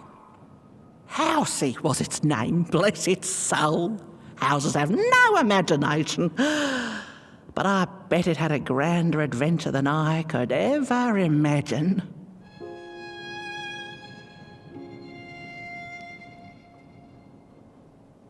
This little flame is your home, Burnt One. Keep him nurtured and safe, and you'll always find yourself in the right place. Through the rain, in the dark, and over Moon Mountain.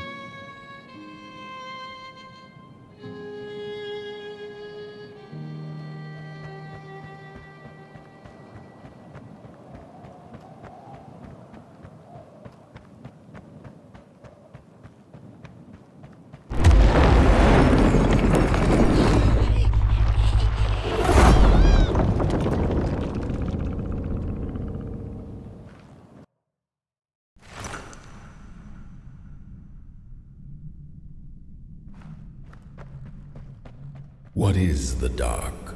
Is it ugly and cruel? Is it a place for monstrosities, for fools lost in the woods? A terrible void where all your nightmares come true.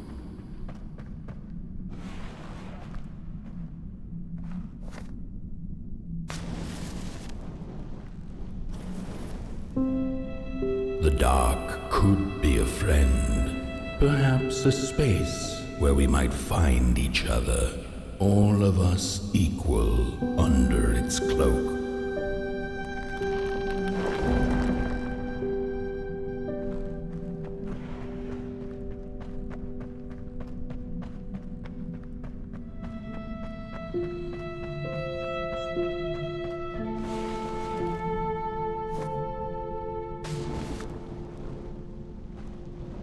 The dark could be an embrace and the release of the old, like taking off a tight shoe, laying bare one's feet, and taking a first step onto a new adventure.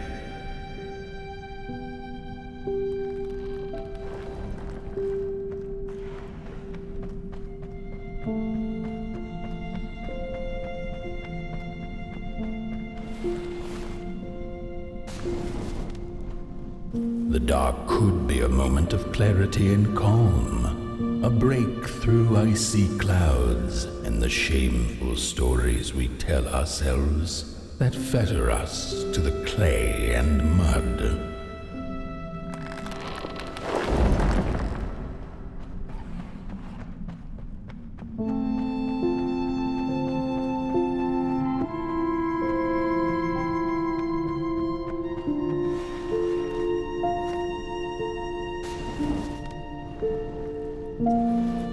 The dark could be the space and time that we need to recover from the death of a dream and the quiet promise of new beginnings waiting on the other side of grief.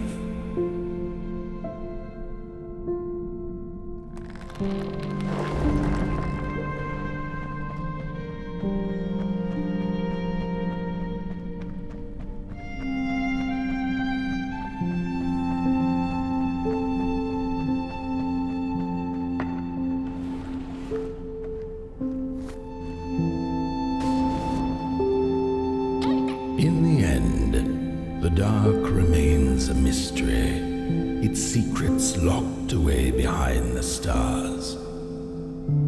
But one can rest assured that it is always there, watching, patiently waiting for us to enter it, with fire in our hearts and with eyes wide open.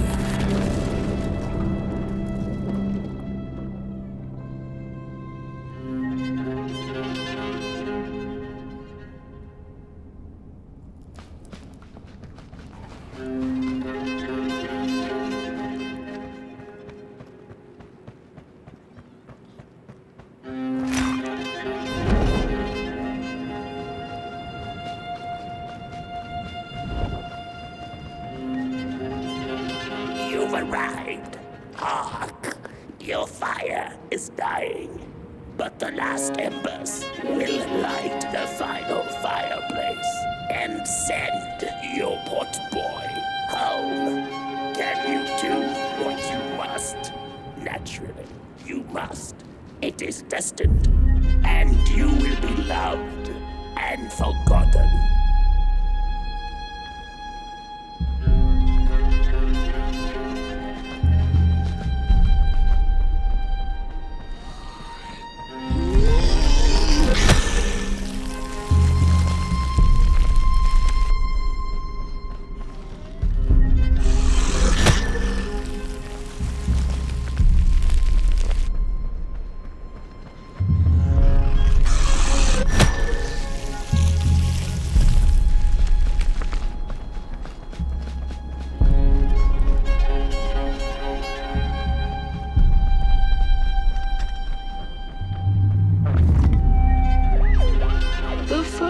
Two-legged beings did prosper under the first sun.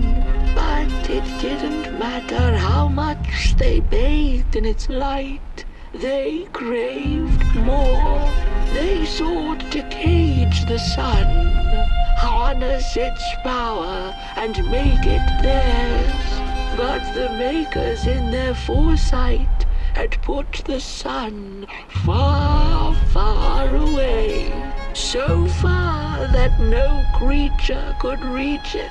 That's why, in their desperation, the two-legged ones began to collect matches, lighting them like minuscule suns of their own. But there are only so many matches in this world, and one day they'll run out, and they shall once again look to the sun.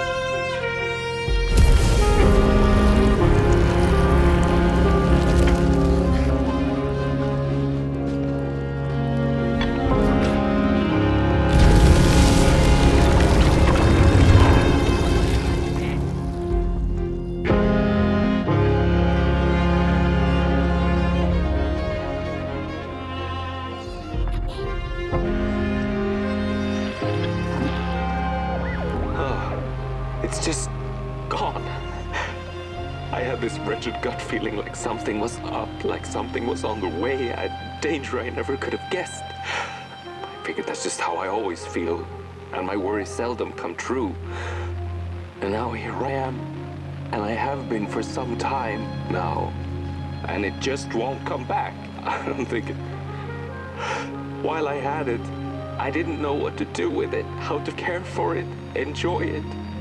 But if I had it again tonight, I'd probably waste it all over again.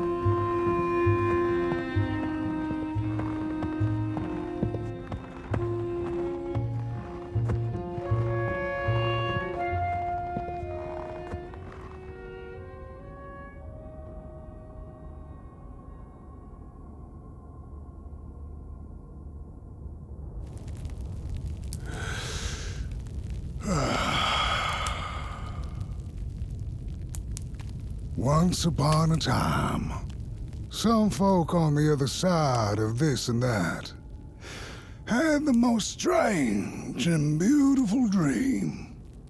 I hope that tonight you caught a glimpse of it, and I wish you the levity and grace to smile in the darkest of times and on the way down your midnight walk.